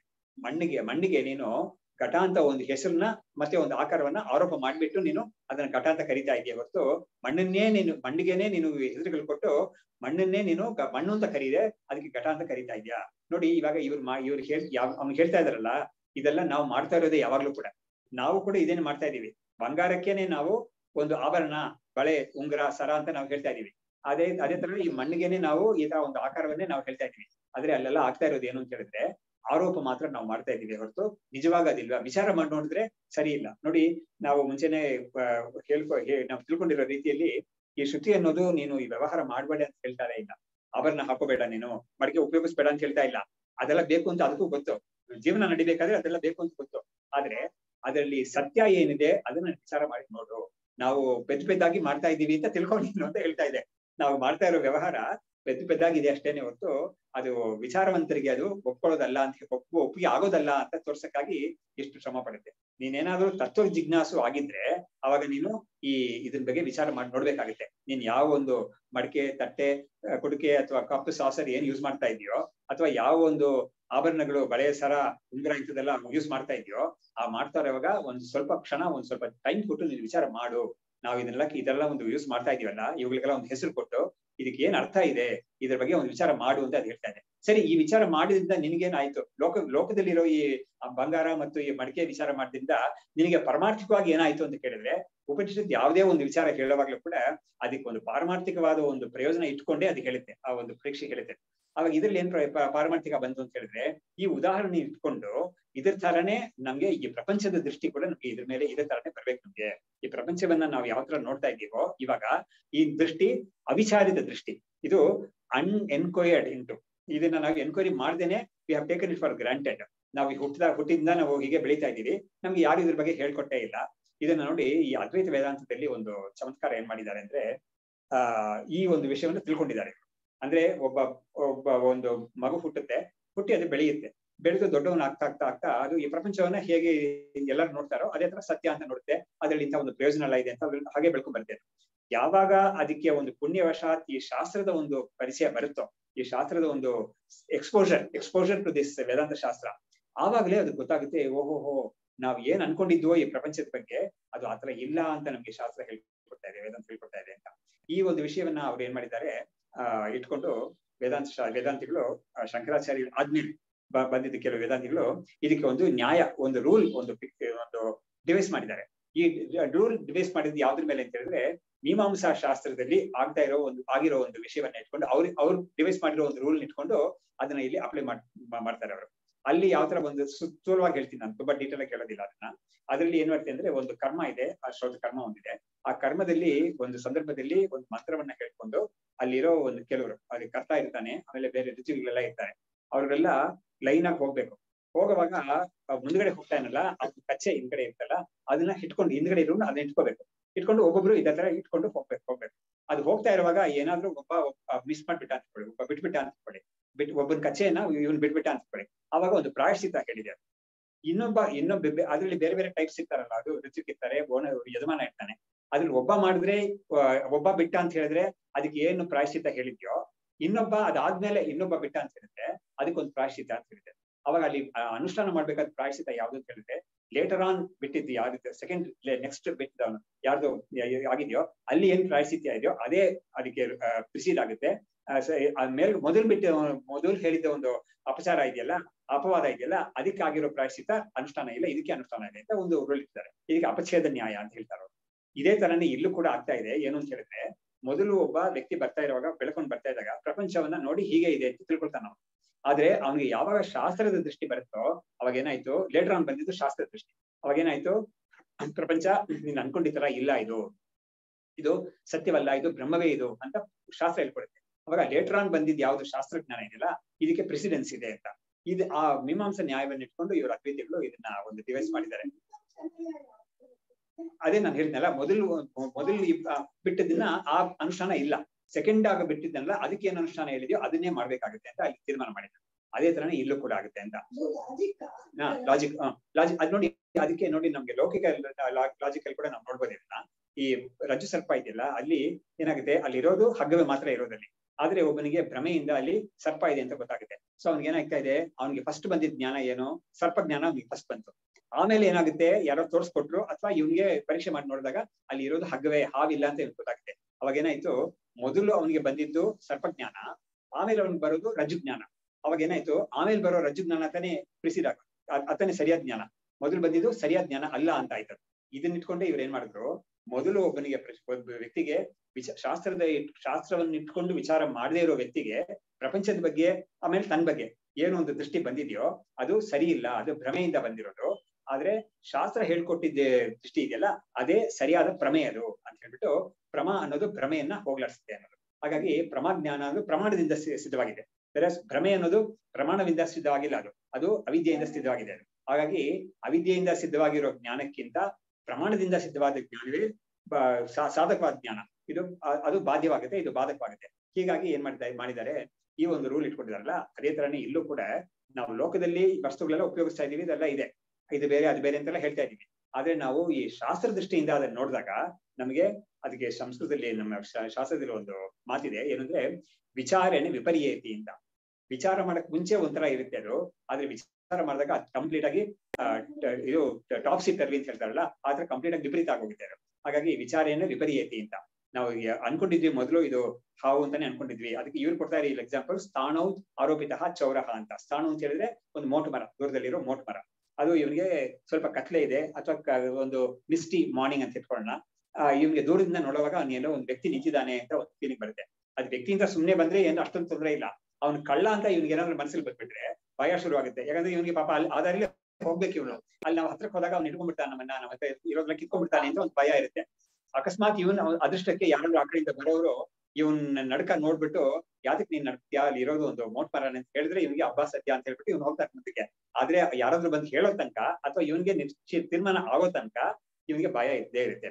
ಅದೇ ತರನೇ ಇಲ್ಲೂ ಕೂಡ ಈ ಪ್ರಪಂಚವನ್ನ ಈ ರೀತಿಯಾಗಿ ನೋಡ್ಕೊಂಡು ತಾನು ಒಂದು ಪರಿಚ್ಛಿನ್ನವಾದ ಜೀವ ಸಂಸಾರಿ ಅಂತ ಅನ್ಕೊಂಡಿರೋ ತನಕ ಇವನಿಗೆ ಇದನ್ನ ಮುಕ್ತಿ ಇರೋದೇ ಇಲ್ಲ. ಆದ್ರೆ ಶಾಸ್ತ್ರ ಇವನಿಗೆ ಏನ್ ಹೇಳ್ತಾ ಇದೆ, ನೀನು ಈ ಜೀವ ಅಲ್ವೇ ಇಲ್ಲ, ನೀನು ನಿತ್ಯ ಶುದ್ಧ ಮುಕ್ತ ಸ್ವಭಾವ, ನೀನು ಬ್ರಹ್ಮವೇ ನೀನು ಅಂತ ಹೇಳ್ಕೊಡ್ತಾ ಇದೆ. ಈ ಪ್ರಪಂಚ ಅನ್ನೋದು ಬ್ರಹ್ಮವನ್ನು ಬಿಟ್ಟು ಬೇರೆ ಎಲ್ಲೇ ಇಲ್ಲ, ಅದು ಮಿಥ್ಯಾ ಅದು ಅಂತ ಹೇಳ್ಕೊಡುತ್ತೆ. ಇದು ಹೇಳ್ಕೊಟ್ಟಾಗ ಮಾತ್ರ ಅವನಿಗೆ ಈ ಒಂದು ಜ್ಞಾನ ಬಂದಾಗ ಮಾತ್ರ ಅವನಿಗೆ ಇದನ್ನ ರಿಲೀಫ್ ಸಿಗುತ್ತೆ. ಸೊ ಆತರ ಇಲ್ಲಿ ಹೇಳ್ತಾ ಇದ್ದಾರೆ, ಈ ಸ್ಥಾನೌ ಆರೋಪಿತ ಚೌರಹ ಯಥಾ ಮೃತಿ ಘಟಃ ತಥಾ ಅಂತ. ಸೊ ಮಣ್ಣಲ್ಲಿ ನೀನು ಘಟ ಅಂತ ಹೇಳ್ತಾ ಇದೆಯಲ್ಲ, ಮಣ್ಣನ್ನು ನೋಡಿ ನೀನು ಘಟ ಅಂತ ಹೇಳ್ತಾ ಇದೆಯಲ್ಲ, ನೀನ್ ಆಕ್ಚುಲಿ ಏನ್ ಮಾಡ್ತಾ ಇದೆಯಾ ಅಂತ ಹೇಳಿದ್ರೆ, ಈ ಮೋಟು ಮರದಲ್ಲಿ ಒಂದು ಕಳ್ಳ ಇದ್ದಾನೆ ಅಂತ ನೀನು ಆರೋಪ ಮಾಡಿರ್ತಾನೆ, ಇದು ಕೂಡ ಅದಕ್ಕಿಂತ ಇದೇನು ವ್ಯತ್ಯಾಸ ಇಲ್ಲ ಅಂತ. ಆಮೇಲೆ ಮುಂದಕ್ಕೆ ಆರೋಪಾತ್ ಪೂರ್ವ ಮೂರ್ಧ್ವಂಚ ತದಭಾವಾತ್ ಅಸತ್ಯ. ನೋಡಿ ಇಲ್ಲಿದ್ದಾನೆ ತುಂಬಾ ಚೆನ್ನಾಗಿರೋ ಲಾಜಿಕ್ ಶುರು ಆಗುತ್ತೆ, ತುಂಬಾ ಇಂಟ್ರೆಸ್ಟಿಂಗ್ ಆಗಿರುತ್ತೆ ನೋಡಿ. ಆರೋಪಾತ್ ಪೂರ್ವ ಮೂರ್ಧಂಚ ತದಭಾವಾತ್ ಅಸತ್ಯತ ಆದೌ ಅಂತೆ ಚ ಯನ್ನಾಸ್ತಿ ವರ್ತಮಾನೇಪಿ ತತ್ತಥಾ ಅಂತ ಹೇಳ್ಬಿಟ್ಟು ಈ ಒಂದು ಲೈನ್ ಸಾಲಿದೆಯಲ್ಲ, ಎರಡನೇ ಸಾಲು, ಇದು ಗೌಡಪಾದಿಕ ಕಾರಿಕೆಯಲ್ಲಿ ಇರೋದು. ಆದೌ ಅಂತೆ ಚ ಯನ್ನಾಸ್ತಿ ವರ್ತಮಾನೇಪಿ ತತ್ತಥಾ ಅಂತ ಹೇಳ್ಬಿಟ್ಟು ಅವರು ಒಂದು ಶ್ಲೋಕ ಮಾಡಿದ್ದಾರೆ. ಈ ಒಂದು ರೂಲ್ ಇದು ಭಾಗವತದಲ್ಲಿ ಕೂಡ ಇದೆ ಇದೇ ತರ, ಬಟ್ ಈ ಶಬ್ದಗಳಿಲ್ಲ, ಬೇರೆ ತರ ಇದೆ. ಎನಿವೆ, ಸೊ ಇಲ್ಲಿ ಹೇಳ್ತಾ ಇದ್ದಾರೆ ಆರೋಪಾತ್ ಊರ್ಧ್ವಂಚ ತದಭಾವಾತ್ ಅಸತ್ಯತ. ಯಾತಿಕ್ ನೀನು ಇದನ್ನ ಈ ಮೋಟು ಮರದಲ್ಲಿ ಕಳ್ಳ ಅಂತ ನೀನ್ ಅನ್ಕೊಂಡಿಲ್ಲ, ಇದು ಯಾತಕ್ಕೆ ಸತ್ಯವಲ್ಲ ಅಂತ ನಿನ್ಗೆ ಹೇಗೆ ಗೊತ್ತಾಗುತ್ತೆ ಅಂತ ಹೇಳಿದ್ರೆ, ನೀನ್ ಅದು ಆರೋಪ ಮಾಡಕ್ ಮುಂಚೆ ಆ ಕಳ್ಳ ಏನು ಇರ್ಲಿಲ್ಲ ಅಲ್ಲಿ ಅಲ್ವಾ, ಅಲ್ಲಿ ಇದ್ದಿದ್ದು ಏನೋ ಮೋಟು ಮರ ಮಾತ್ರ ಇತ್ತು. ಇವನ್ ಆ ಜಾಗಕ್ಕೆ ಬರಕ್ ಮುಂಚೆ ಕೂಡ ಮೋಟು ಮರನೇ ಇತ್ತು. ಇವನ್ ಅದನ್ನ ನೋಡಕ್ ಮುಂಚೆ ಕೂಡ ಮೋಟು ಮರನೇ ಇರೋದಲ್ಲಿ, ಇವ್ನ್ ನೋಡೋವಾಗ್ಲೂ ಮೋಟು ಮರನೇ ಇರೋದದು. ಆದ್ರೆ ಇವನೇನ್ ಮಾಡ್ಕೊಂಡ್ಬಿಡ್ತಾನೆ, ಅದರಲ್ಲಿ ಕಳ್ಳ ಅಂತ ಇವನ್ಗೆ ಮನಸ್ಸಲ್ಲಿ ಒಂದ್ ಬಂದ್ಬಿಡುತ್ತೆ ಅದು. ಸೊ ಆ ಮೋಟು ಮರದಲ್ಲಿ ಇವನ್ ಆರೋಪ ಮಾಡಕ್ ಮುಂಚೆನೂ ಕಳ್ಳ ಅನ್ನೋದು ಯಾವ್ದು ಇಲ್ಲೇ ಇಲ್ಲ. ಆಮೇಲೆ ಯಾರೋ ತಿಳಿಸ್ಕೊಟ್ರು ಅವನಿಗೆ ಇದು ಇರೋದು ಮೋಟು ಮರನೇ ಅಂತ, ಆ ತಿಳಿಸ್ಕೊಂಡ ಮೇಲ್ ಕೂಡ ಇವನಿಗೆ ಕಳ್ಳ ಅನ್ನೋದು ಅಲ್ಲಿ ಇರೋದೇ ಇಲ್ಲ. ಅದರಿಂದ ಏನಾಯ್ತು, ಆ ಮೋಟು ಮರಕ್ಕೆ ಕಳ್ಳನ ಸಂಬಂಧ ಯಾವತ್ತೂ ಕೂಡ ಇಲ್ವೇ ಇಲ್ಲ, 3 ಕಾಲದಲ್ಲೂ ಇಲ್ವೇ ಇಲ್ಲ, ಮುಂಚೆನೂ ಇಲ್ಲ ಆಮೇಲೆ ಇಲ್ಲ. ಅವಾಗ ಏನಾಯ್ತು ನೋಡಿ, ಅವನು ಆರೋಪ ಮಾಡಕ್ ಮುಂಚೆನೂ ಕಳ್ಳ ಇಲ್ಲ ಅಲ್ಲಿ. ಅದೇ ತರ ಇವನು ಸರಿಯಾದ ಜ್ಞಾನ ಬಂದ್ಮೇಲೂ ಕೂಡ ಮೋಟು ಮರನೇ ಇರೋದಲ್ಲಿ ಕಳ್ಳ ಇಲ್ವೇ ಇಲ್ಲ. ಅವಾಗ ಏನಾಯ್ತು, ಮಧ್ಯದ ಕಾಲ ಅಂತ ಒಂದಿದೆಯಲ್ಲ, ಇವನು ಆರೋಪ ಮಾಡ್ಕೊಂಡಿರೋ ಕಾಲ ಒಂದಿದೆಯಲ್ಲ, ಅಲ್ಲಿ ಕಳ್ಳನೇ ಇದ್ದಾನಂತ ಇವ್ನು ಅನ್ಕೊಂಡಿದ್ದಾನಲ್ಲ, ಆ ಕಾಲದಲ್ಲೂ ಕೂಡ ವಾಸ್ತವವಾಗಿ ಅಲ್ಲಿ ಕಳ್ಳ ಇಲ್ವೇ ಇಲ್ಲ ಅಂತ. ಅದೇ ಇಲ್ಲಿರೋ ರೂಲ್. ಸೊ ಅದೇ ತರನೇ ನೀನು ಈ ಮಣ್ಣನ್ನ ನೀನು ಘಟ ಅಂತ ಅನ್ಕೊಳಕ್ ಮುಂಚೆನು ಅಲ್ಲಿ ಘಟ ಇರ್ಲೇ ಇಲ್ಲ. ಘಟ ನಾಶ ಆದ್ಮೇಲೆ ನೀನು ಕೊನೆಯಲ್ಲಿ ಅದು ಮಣ್ಣಲ್ಲಿ ತಾನೇ ಹೋಗಿ ಸೇರ್ಕೊಳ್ಳೋದು ನಾಶ ಆದ್ಮೇಲೆ. ಅದು ಅವಾಗ್ಲೂ ಕೂಡ ಘಟ ಇರೋದಿಲ್ಲ ನಾಶವಾದ್ಮೇಲೆ ಕೂಡ. ಅವಾಗ ಘಟ ಅಂತ ಒಂದು ನೀನು ಉತ್ಪತ್ತಿ ಆದ್ಮೇಲೆ ಬಳಸ್ಕೊಂಡಿದ್ಯಲ್ಲ. ಕೆಲವ್ರು ಹೇಳ್ತಾರೆ ಮನೇಲಿ ನೋಡಿ, ನಮ್ ಮನೆಗಳೆಲ್ಲ ಈ ಕಲ್ಲು ಮರಿಗೆ ಅಂತ ಒಂದು ಹೇಳ್ತಾರೆ. ಈ ಕಾಲದಲ್ಲಿ ಇರೋದಿಲ್ಲ, ಯಾರು ಮಾಡ್ತಾರೆ ಅಂತ ಗೊತ್ತಿಲ್ಲ, ಮಾಡ್ತಾರೆ, ಮಾರ್ಕೆಟ್ ಅಲ್ಲೇ ಇರುತ್ತೆ ಅಂತ ಕಾಣುತ್ತೆ. ಅದು ಮನೆಗಳೆಲ್ಲ 50 ವರ್ಷ 60 ವರ್ಷ 70 ವರ್ಷ ಅಂತದೆಲ್ಲ ಇರ್ತಾ ಇತ್ತು ಮನೇಲಿ. ಅದು ಕೆಲಸತಿ ಅದು ತೊಳೆಯುವಾಗ ಇದೆಲ್ಲ ಎಲ್ಲೋ ಒಂದ್ ಕಡೆ ಸ್ವಲ್ಪ ಒಂದ್ ಮೂಲೆಯಲ್ಲಿ ಬಿರ್ಬಿಟ್ಟು ಆ ಪೀಸ್ ಕೂಡ ಹೋಗೋದು. ಆಗಿದ್ರು ಕೂಡ ಅದರಲ್ಲಿ ಮಜ್ಜಿಗೆ ಹೊಡಿದೆಲ್ಲ ಮಾಡ್ತಾನೆ ಇರ್ತಾರೆ ಮನೇಲಿ. ಅದು ಕಪ್ಪಗೆ ಆಗೋಗ್ಬಿಟ್ಟಿರುತ್ತೆ, ಯಾಕಂದ್ರೆ ಅವಾಗೆಲ್ಲ ಇರ್ತಾನೆ ಸೌದೆ ಒಲೆ ತಾನೆ ಇದೆಲ್ಲ ಮಾಡ್ಕೊಂಡು. ಇವಾಗ ಅದು ಎಷ್ಟೋ ಕಾಲದಿಂದ ಅದು ಇರೋ ವಸ್ತು ಅದು. ಆದ್ರೆ ಅವಾಗ ಅದು ಪೀಸ್ ಬೀಳುತ್ತಲ್ಲ, ಅದನ್ನ ಬಳಪ ತರ ಯೂಸ್ ಮಾಡೋರು ಮನೇಲಿ. ನೋಡಿರ್ತೀರ ನೀವ್ ಯಾರಾದ್ರು, ಅದು ರಂಗೋಲಿ ಹಾಕಕ್ಕೆ ಮಹಿಳೆಯರನ್ನ ಯೂಸ್ ಮಾಡ್ತಾರೆ, ಅಥವಾ ಮಕ್ಕಳಿಗೆ ಬಳಪ ಅದೊಂದು ಪೀಸೆ ಕೊಡ್ತಾರೆ ಕೈಯಲ್ಲಿ, ಅದರಿಂದ ಬಳಪ ತರ ಎಲ್ಲ ಬರಿಬಹುದು ಅದನ್ನ. ಆಗಿರೋ ಒಂದು ವಸ್ತು ಅದು. ಸೊ ಹೀಗೆ ಆ ವಸ್ತು ಅದೇ ಸೊ ಆ ಕಾಲದಲ್ಲಿ ಇತ್ತದು, ಎಷ್ಟೊಂದು ಮನೆಗಳಲ್ಲಿ ಇತ್ತದು. ಏನಿವೆ ಇಂಥ ಒಂದು ವಸ್ತು ಉತ್ಪತ್ತಿ ಆಗಕ್ ಮುಂಚೆನೂ ಅದು ಯಾವ್ದೋ ಒಂದು ಮೆಟೀರಿಯಲ್ ಇಂದ ಮಾಡಿರ್ತಾರೆ, ಮಣ್ಣಿಂದಾನೆ ತೆಗೆದು ಮಾಡಿರ್ತಾರೆ. ಅದೇ ತರ ಅದು ನಾಶವಾದ್ಮೇಲೆ ಕೂಡ ಅಲ್ಲಿ ಆ ಮಣ್ಣಿಗೆ ಸೇರ್ಕೊಂಡ್ಬಿಡುತ್ತೆ ಅದು ಕೊನೆಯಲ್ಲಿ. ಕಲ್ಲಿಂದು ಅದೇ ಕಲ್ಲಿಗೆ ಸೇರ್ಕೊಳ್ತೆ ಅದು. ಆಗ ಏನಾಯ್ತು, ಮಧ್ಯದಲ್ಲಿ ಕೂಡ ಅದಕ್ಕೆ ಕಲ್ಲು ಮರಿಗೆ ಅಂತ ನಾವು ಹೆಸರು ಕೊಟ್ವಿ, ಅದಕ್ಕೊಂದು ಆಕಾರ ಕೊಟ್ಟಿದ್ವಿ. ಆಮೇಲೆ ಅದಕ್ಕೆ ಎಷ್ಟೋ ಯುಟಿಲಿಟಿ ಇತ್ತು ಅದಕ್ಕೆ ಆ ಟೈಮಲ್ಲಿ ಕೂಡ. ಅದಕ್ಕೆ ಅವೆಲ್ಲ ಕೂಡ ಅಲ್ಲೂ ಕೂಡ ಅವಾಗಲೂ ಇರ್ಲಿಲ್ಲ ಅದು ವಾಸ್ತವವಾಗಿ ಅಂತ. ಇದು ಹೇಗ ಇದನ್ನ ಒಪ್ಕೊಳಕ್ ನಮ್ಗೆ ಕಷ್ಟವಾಗುತ್ತೆ ನಿಜವಾಗ್ಲು. ಮುಂಚೆ ಇರ್ಲಿಲ್ಲ ಅನ್ನೋದು ಒಪ್ಕೊಳ್ತೀವಿ, ಆ ನಾಶವಾದ್ಮೇಲೆ ಇಲ್ಲ ಅಂತ ಒಪ್ಕೊಳ್ತೀವಿ. ಮಧ್ಯ ಅದು ಇದೆ ಅಂತ ನಾವು ಅನ್ಕೊಂಡಿದ್ವಲ್ಲ, ಆವಾಗ್ಲೂ ಕೂಡ ಇಲ್ಲ ಅಂತ ನೀವು ಹೇಳ್ತಾ ಇದೆಯಲ್ಲ, ಹೇಗೆ ಹೇಳ್ತಾ ಇದ್ದೀರಾ ನೀವು ಅಂತ ಆ ಪ್ರಶ್ನೆನೆ ವೇದಾಂತಿಯನ್ನು ನೋಡಿ ಲೋಕದಲ್ಲಿ ಕೇಳ್ತಾರೆ. ಸೊ ಈಗ ಇವ್ರು ಹೇಳ್ತಾ ಇದ್ದಾರೆ, ಆರೋಪಾತ್ ಪೂರ್ವಂ ಊರ್ಧ್ವಂಚ ತದ್ ಅಭಾವಾತ್ ಅಸತ್ಯತ. ಅದು ಮುಂಚೆನೂ ಇರ್ಲಿಲ್ಲ, ಆಮೇಲೂ ಇರೋದಿಲ್ಲ, ಅದರಿಂದಲೇ ಅದಕ್ಕೆ ಅಸತ್ಯ ಅಂತ ಹೇಳ್ತೀವಿ. ಸರಿ, ಮಧ್ಯ ಇದೆಯಲ್ಲ, ಎಲ್ಲರೂ ಯೂಸ್ ಮಾಡ್ತಾ ಇದೀವಲ್ಲ, ಅವಾಗ ಏನ್ ಯಾತಕ್ಕೆ ನೀನು ಅಸತ್ಯ ಅಂತ ಹೇಳ್ತೀಯ ಅಂತ ಹೇಳಿದ್ರೆ, ಆದೌ ಅಂತೇಚ ಎನ್ನಾಸ್ತಿ ವರ್ತಮಾನೇಪಿ ತತ್ತಥ. ಅದು ಬಿಗಿನಿಂಗ್ ಅಲ್ಲೂ ಕೊನೆಯಲ್ಲೂ ಯಾವ್ದಿಲ್ವೋ ಮಧ್ಯದಲ್ಲಿ ಕೂಡ ಅದು ನಿಜವಾಗ್ಲೂ ಇರ್ಲಿಲ್ಲ ಅಂತ. ನೋಡಿ, ಇದಕ್ಕೆ ನಮ್ಗೆ ಇನ್ನೊಂದು ಎಕ್ಸಾಂಪಲ್ ನಮ್ಗೆ ಸಿಗುತ್ತೆ. ಯಾವುದು? ಸ್ವಪ್ನ ದೃಷ್ಟಾಂತ ನೋಡಿ. ನಮ್ಗೆ ಜಾಗೃತ ಅವಸ್ಥೆ ಅಲ್ಲಿ ಇರ್ತೀವಿ ನಾವು, ಅಲ್ಲಿ ಬೇಕಾದಷ್ಟು ಕೆಲಸಗಳೆಲ್ಲ ಮಾಡಿ ಓಡಾಟ ಎಲ್ಲ ಮಾಡಿ ನಮ್ಗೆ ಸುಸ್ತಾಗುತ್ತೆ, ಮಲ್ಕೊಳ್ಳೋಣ ಅಂತ ಹೋಗ್ತೀವಿ ನಾವು. ಮಲ್ಕೊಂಡಿದ ತಕ್ಷಣ ನಮ್ಗೆ ಕೆಲಸಕ್ಕೆ ಡೀಪ್ ಸ್ಲೀಪ್ ಬರೋದಿಲ್ಲ, ಇದು ಸ್ವಪ್ನ ಅನ್ನೋದು ಬರುತ್ತೆ. ಅವಾಗ ಏನಾಯ್ತು, ಈ ಸ್ವಪ್ನ ಅನ್ನೋದಕ್ಕೆ ಒಂದು ಬಿಗಿನಿಂಗ್ ಪಾಯಿಂಟ್ ಇದೆ, ಒಂದು ಯಾಕಂದ್ರೆ ಜಾಗೃತ ಅವಸ್ಥೆಯಲ್ಲಿ ಸ್ವಪ್ನ ಇಲ್ಲ ಖಂಡಿತ. ಹಾಗಾಗಿ ಅದಕ್ಕೆ ಶುರುವಾಗುತ್ತೆ, ಯಾವ್ದೋ ಒಂದು ಸಮಯದಲ್ಲಿ ಸ್ವಪ್ನ ಅಂದ್ರೆ ಶುರುವಾಗುತ್ತೆ. ಆಮೇಲೆ ಇದಕ್ಕೆ ಎಚ್ಚರ ಆಗುತ್ತೆ, ಎಚ್ಚರ ಆಗೋ ತನಕ ಸ್ವಪ್ನ ಇದೆ ಅಲ್ವಾ. ಎಚ್ಚರ ಆಗೋಯ್ತು ಅಂತ ಹೇಳಿದ್ಮೇಲೆ ಸ್ವಪ್ನ ಇಲ್ವೇ ಇಲ್ಲ. ಹಾಗಾದ್ರೆ ಏನಾಯ್ತು, ಸ್ವಪ್ನ ಶುರುವಾಗಕ್ಕೆ ಮುಂಚೆನೂ ಸ್ವಪ್ನ ಇರ್ಲಿಲ್ಲ, ಎಚ್ಚರವಾಗಿದ ತಕ್ಷಣ ಸ್ವಪ್ನ ಇಲ್ಲ ಅಂತ ನಾವು ಕೇಳ್ಬೇಕಾಗುತ್ತೆ ಅಂತ. ಆ ಸಮಯ ಯಾತಕ್ಕೆ ಇಲ್ಲ ಅಂತ ಕೇಳಿದ್ರೆ ನಾವೇ ಇವಾಗ ಹೇಳ್ತೀವಿ ನೋಡಿ. ಎಚ್ಚರ ಆದ್ಮೇಲೆ ಆ ಸ್ವಪ್ನದಲ್ಲಿ ನಿನಗೆ ಬಂದಿದ್ದ ಘಟನೆ ನಡೆದಿದ್ದು, ಆ ವ್ಯಕ್ತಿಗಳು ಅದೆಲ್ಲ ಇತ್ತ ಅಂತ ಕೇಳಿದ್ರೆ, ಸ್ವಪ್ನ ಕಾಲದಲ್ಲಿ ಕೂಡ ಇರ್ಲಿಲ್ಲ ಅದು ಅಲ್ವಾ, ಖಂಡಿತ ಇರ್ಲಿಲ್ಲ. ಯಾಕಂದ್ರೆ ಅದು ಎಲ್ಲಿಂದ ಬಂತು ಅಂತ ಕೇಳಿದ್ರೆ ಇವನ್ ಮನಸ್ಸಲ್ಲೇ ಕಲ್ಪನೆ ಆಗಿದೆ ಅದು. ಅದರಿಂದ ಹೊರಗಡೆ ಏನು ಯಾರು ತಂದಿರ್ಲಿಲ್ಲ ಅಲ್ಲಿ, ಅದರಿಂದ ಅದೆಲ್ಲ ಇರ್ಲೇ ಇಲ್ಲ. ಹಾಗಾಗಿ ಈ ಸ್ವಪ್ನ ಅನ್ನೋದು ಖಂಡಿತವಾಗ್ಲೂ ಇರ್ತಾ ಇಲ್ವಾ ಅಂತ ಕೇಳಿದ್ರೆ, ಸ್ವಪ್ನದಲ್ಲಿರೋ ವಸ್ತುಗಳು ಇಲ್ಲದೆ ಹೋಗ್ಲಿ ಪರವಾಗಿಲ್ಲ, ಆದ್ರೆ ಈ ಸ್ವಪ್ನ ಅನ್ನೋದು ನೋಡಿ, ಇವಾಗ ಏನ್ ವಿಷಯ ಅಂತ ಹೇಳಿದ್ರೆ, ಸ್ವಪ್ನ ಅನ್ನೋದು ಮುಂಚೆನೂ ಇರ್ಲಿಲ್ಲ, ಆಮೇಲೂ ಇರೋದಿಲ್ಲ, ಮಧ್ಯದಲ್ಲಿ ಕೂಡ ಇಲ್ಲ ಅಂತ ಹೇಳಿದ್ರೆ ಯಾವ್ದು ಇಟ್ಕೊಂಡು ನೀನ್ ಅಂತ ಹೇಳ್ತೀಯ ಅಂತ ಹೇಳಿದ್ರೆ, ಇದಕ್ಕೊಂದು ರೀತಿಯಾದ ಒಂದು ಥಿಂಕಿಂಗ್ ಇದೆ. ಏನು ಅಂತ ಹೇಳಿದ್ರೆ, ಎಚ್ಚರ ಆದ್ಮೇಲೆ ಇವನಿಗೆ ಆ ಸ್ವಪ್ನ ಇವನಿಗೆ ಇಲ್ವೇ ಇಲ್ಲ. ಇವಾಗ ಆ ಸ್ವಪ್ನದಲ್ಲಿರೋ ಘಟನೆಗಳು ಇವನಿಗೆ ವಾಪಸ್ ತರಕ್ ಆಗೋದಿಲ್ಲ, ಅಲ್ಲಿರೋ ವಸ್ತುಗಳನ್ನ ಕೂಡ ಇವನು ಮತ್ತೆ ಅದೇ ವಸ್ತುಗಳನ್ನ ನೋಡಕ್ ಆಗೋದಿಲ್ಲ. ಬೇರೆ ವಸ್ತುಗಳನ್ನ ನೋಡಕ್ಕಾಗುತ್ತೆ, ಆದ್ರೆ ಅದೇ ಸ್ವಪ್ನದಲ್ಲೇ ನೋಡಿದಿರೋ ವ್ಯಕ್ತಿಗಳು ವಸ್ತುಗಳನ್ನ ಇವನ್ ಮತ್ತೆ ನೋಡಕ್ ಆಗೋದಿಲ್ಲ. ಅವಾಗ ಏನಾಯ್ತು, ಸ್ವಪ್ನ ಅನ್ನೋದು ಇಲ್ಲವೇ ಇಲ್ಲ ಅಂತ ಗೊತ್ತಾಗುತ್ತೆ ಅದು. ಅವಾಗ ಇಲ್ಲಿ ಏನ್ ಲಾಜಿಕ್ ಅಂತ ಹೇಳಿದ್ರೆ, ಆ ಸ್ವಪ್ನವನ್ನ ನೋಡಿದ್ದನಲ್ಲ ಯಾರು ಸ್ವಪ್ನದಲ್ಲಿ ಎಚ್ಚೆತ್ಕೊಂಡಿದ್ದಾನಲ್ಲ, ಅವನಿದ್ದಾನೆ. ಅವನು ಸ್ವಪ್ನ ಆಗಕ್ ಮುಂಚೆನೂ ಇದ್ದಾನೆ, ಅವನು ಸ್ವಪ್ನ ನಡೆಯುವಾಗ್ಲೂ ಕೂಡ ಅವನಿದ್ದಾನೆ, ಸ್ವಪ್ನ ಆದ್ಮೇಲೆ ಕೂಡ ಅವನಿದ್ದಾನೆ. ಆದ್ರೆ ಸ್ವಪ್ನ ಮಾತ್ರ ಮುಂಚೆನೂ ಇರ್ಲಿಲ್ಲ, ಆಮೇಲೂ ಇರ್ಲಿಲ್ಲ, ಮಧ್ಯದಲ್ಲಿ ಕೂಡ ಅದು ಇರೋ ತರ ಕಾಣಿಸ್ಕೊಳ್ತಿ ಹೊರತು ಅದು ವಾಸ್ತವವಾಗಿ ಇರ್ಲಿಲ್ಲ ಅಂತಾನೆ ಹೇಳ್ಬೇಕಾಗುತ್ತೆ. ಯಾಕಂದ್ರೆ ವಾಸ್ತವವಾಗಿ ಇತ್ತು ಅಂತ ಹೇಳಿದ್ರೆ ಇವಾಗ್ಲೂ ಇರ್ಬೇಕಾಗಿತ್ತು ಅದು. ಅದನ್ನೇನು ವಾಸ್ತವತ್ವ ಅಥವಾ ಸತ್ಯತ್ವ ಅಂತ ನಾವ್ ಹೇಳ್ತೀವಲ್ಲ, ಅದಕ್ಕೊಂದು ಡೆಫಿನೇಷನ್ ಇದೆ. ಅದು ಶಂಕರಾಚಾರ್ಯರು ಡೆಫಿನೇಷನ್ ಕೊಟ್ಟಿದ್ದಾರೆ. ಏನು ಅಂತ ಹೇಳಿದ್ರೆ, ಯದ್ರೂಪೇಣಿ ಯನ್ನಿಶ್ಚಿತಂ ತದ್ರೂಪಂ ಯತ್ ನ ವ್ಯಭಿಚರತಿ ತತ್ ಸತ್ಯಂ ಅಂತ. ಸೊ ಒಂದು ವಸ್ತುವನ್ನ ಇಂಥದ್ದು ಅಂತ ನಾವು ನಿರ್ಧಾರ ಮಾಡಿದ್ಮೇಲೆ ಆ ವಸ್ತು ಆ ಸ್ಥಿತಿಯನ್ನ ಬಿಟ್ಕೊಡ್ಬಾರ್ದು. ಬಿಟ್ಕೊಟ್ಬಿಟ್ರೆ ಅದು ಸತ್ಯ ಅಂತ ಆಗೋದಿಲ್ಲ, ಬಿಟ್ಕೊಡದೆ ಇದ್ರೆ ಅದನ್ನ ಮಾತ್ರ ಸತ್ಯ ಅಂತ ಹೇಳ್ತೀವಿ ಅಂತ ಒಂದು ರೂಲ್ ಇದೆ. ಆ ಸತ್ಯ ಅನ್ನೋ ರೂಲ್ ನ ನಾವು ಇಲ್ಲಿ ನಾವು ಅಪ್ಲೈ ಮಾಡಿ ನೋಡಿದಾಗ ನಮ್ಗೆ ಗೊತ್ತಾಗುತ್ತೆ, ಈ ಸ್ವಪ್ನ ಅನ್ನೋದು ಸತ್ಯವಲ್ಲ ಅಂತ ಗೊತ್ತಾಗುತ್ತೆ. ಯಾಕಂದ್ರೆ ಅದು ಇರ್ಲಿಲ್ಲ, ಅದು ಮುಂಚೆನೂ ಇರ್ಲಿಲ್ಲ, ಆಮೇಲೂ ಇರ್ಲಿಲ್ಲ, ಅದು ಮಧ್ಯ ಕೂಡ ಇದ್ದಿದ್ದು, ಆ ಸ್ಥಿತಿ ಬಂದ್ಬಿಟ್ಟು ಮೊಫ್ತಾಗಿ ಬಂದಿದ್ದು ಅಷ್ಟೇನೆ, ಆಮೇಲೆ ಹೊಟ್ಟೋಯ್ತದು. ಅದರಿಂದ ಅದು ಮಧ್ಯದಲ್ಲಿ ಕೂಡ ಇರೋ ತರ ಕಾಣಿಸ್ಕೊಳ್ತೇ ಹೊರತು ಅದು ಇಲ್ಲೇ ಇಲ್ಲ ಅಂತ. ಇದೇ ರೂಲ್ ನಮ್ಗೆ ಜಾಗೃತಕ್ಕೂ ಬರುತ್ತೆ. ಯಾಕಂದ್ರೆ ಜಾಗೃತ ಅವಸ್ಥೆ ಕೂಡ ಅದೇ ತರಾನೇ. ಜಾಗೃತ ಅವಸ್ಥೆ ಇರೋ ಸಮಯದಲ್ಲಿ ನಮ್ಗೆ ಇರೋ ತರ ಕಾಣಿಸ್ತಾ ಇದೆ, ಸತ್ಯವೇ ಅಂತ ಕಾಣಿಸ್ತಾ ಇದೆ. ಆದ್ರೆ ಸ್ವಪ್ನಕ್ಕೆ ಹೊರಟೋದಾಗ ಈ ಜಾಗೃತಿ ಅಲ್ಲಿ ಇಲ್ವೇ ಇಲ್ಲ. ಅದೇ ತರ ಸುಷುಪ್ತಿಗೆ ಹೋದಾಗ ಈ ಜಾಗೃತಿ ಇಲ್ಲ, ಸ್ವಪ್ನನೂ ಇಲ್ಲ. ಸೊ ಹೀಗಾಗಿ ಯಾವ ಒಂದು ಅವಸ್ಥೆಯಲ್ಲಿ ಕೂಡ ಉಳಿದಿದ್ದ 2 ಅವಸ್ಥೆಗಳು ಇರೋದಿಲ್ಲ. ಆವಾಗ ಏನಾಯ್ತು, ಯಾವ ಒಂದು ವಸ್ತು ಕೆಲವು ಸತಿ ಮಾತ್ರ ಇದೆ, ಕೆಲವೊಮ್ಮೆ ಮಾತ್ರ ಇದೆ, ಕೆಲವೊಮ್ಮೆ ಇಲ್ಲ ಅಂತ ಹೇಳಿದ್ರೆ ಅಂತ ವಸ್ತು ನಿಜವಾಗಿ ಇದೆ ಅಂತ ನಾವು ಹೇಳ್ಕೊಳ್ಳಲ್ಲ, ಹೇಳಕ್ ಆಗೋದಿಲ್ಲ. ಆದ್ರೆ ನಾವು ಮಾತ್ರ ಆ 3 ಅವಸ್ಥೆಗಳು ನೋಡ್ತಾ ಇದೀವಲ್ಲ, ಅನುಭವಿಸ್ತಾ ಇದೀವಲ್ಲ, ನಾವು ಮಾತ್ರ ಕೆಲವೊಮ್ಮೆ ಇದ್ದೀವಿ, ಕೆಲವೊಮ್ಮೆ ಇಲ್ಲ ಅಂತ ಇಲ್ವೇ ಇಲ್ಲ. ಅದು ಯಾವಾಗ್ಲೂ ನಾವು ಇದ್ದೇ ಇದೀವಿ. ಅದು ನಮ್ಮ ವೈಶಿಷ್ಟ್ಯ. ಅದು ನಾವು ಅಂದ್ರೆ ಈ ಆತ್ಮನ ವೈಶಿಷ್ಟ್ಯ. ಅದು ಹಾಗಾಗಿ ಅನಾತ್ಮ ಅನ್ನೋದು ಯಾವಾಗ್ಲೂ ಕೂಡ ಅದು ದೃಶ್ಯವಾಗೇ ಇರುತ್ತೆ. ಅದು ಯಾವಾಗ್ಲೂ ಕೂಡ ಬಂದು ಹೋಗೋದಾಗೇ ಇರುತ್ತೆ. ಅದು ಮಿಥ್ಯವಾಗೇ ಇರುತ್ತೆ, ಅದು ಜಡವಾಗೇ ಇರುತ್ತೆ. ಅದು ಆದ್ರೆ ಈ ದೃಷ್ಟಾಂತ ಒಬ್ಬ ಇದ್ದಾನಲ್ಲ, ಅವನು ಮಾತ್ರ ಯಾವತ್ತೂ ಕೂಡ ಸತ್ಯವಾಗೇ ಇರ್ತಾನೆ. ಅವನು ದೃಶ್ಯವ ಆಗೋದೇ ಇಲ್ಲ, ಮತ್ತು ಅವನು ಜಡವ ಅಲ್ವೇ ಇಲ್ಲ, ಖಂಡಿತ ಚೈತನ್ಯ ಸ್ವರೂಪವೇ ಅದು. ಇಂಥದ್ದೆಲ್ಲ ರೂಲ್ಸ್ ದೃಶ್ಯ ವಿವೇಕದಲ್ಲಿ ತೋರಿಸ್ಕೊಟ್ಟಿದ್ದಾರೆ. ಸೊ ಹೀಗೆ ನಾವು ನೋಡಿದಾಗ ಈ ಆದೌ ಅಂತ್ಯಚ ಯನ್ನಾಸ್ತಿ ವರ್ತಮಾನೇಪಿ ತತ್ತಥ ಅಂತ ಈ 2 ಸಂದರ್ಭದಲ್ಲೂ ಇಲ್ಲದೆ ಇರೋ ಒಂದು ವಸ್ತು ಇದೆಯಲ್ಲ, ಬಿಗಿನಿಂಗ್ ಅಲ್ಲೂ ಎಂಡ್ ಅಲ್ಲೂ ಕೂಡ.